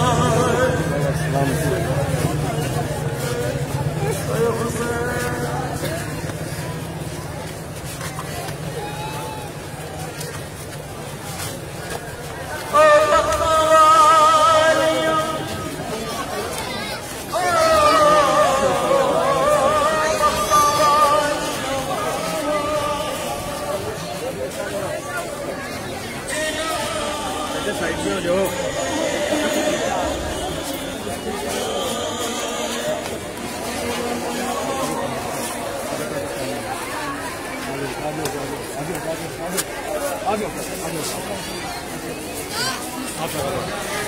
चलो ये भी आ जाओ।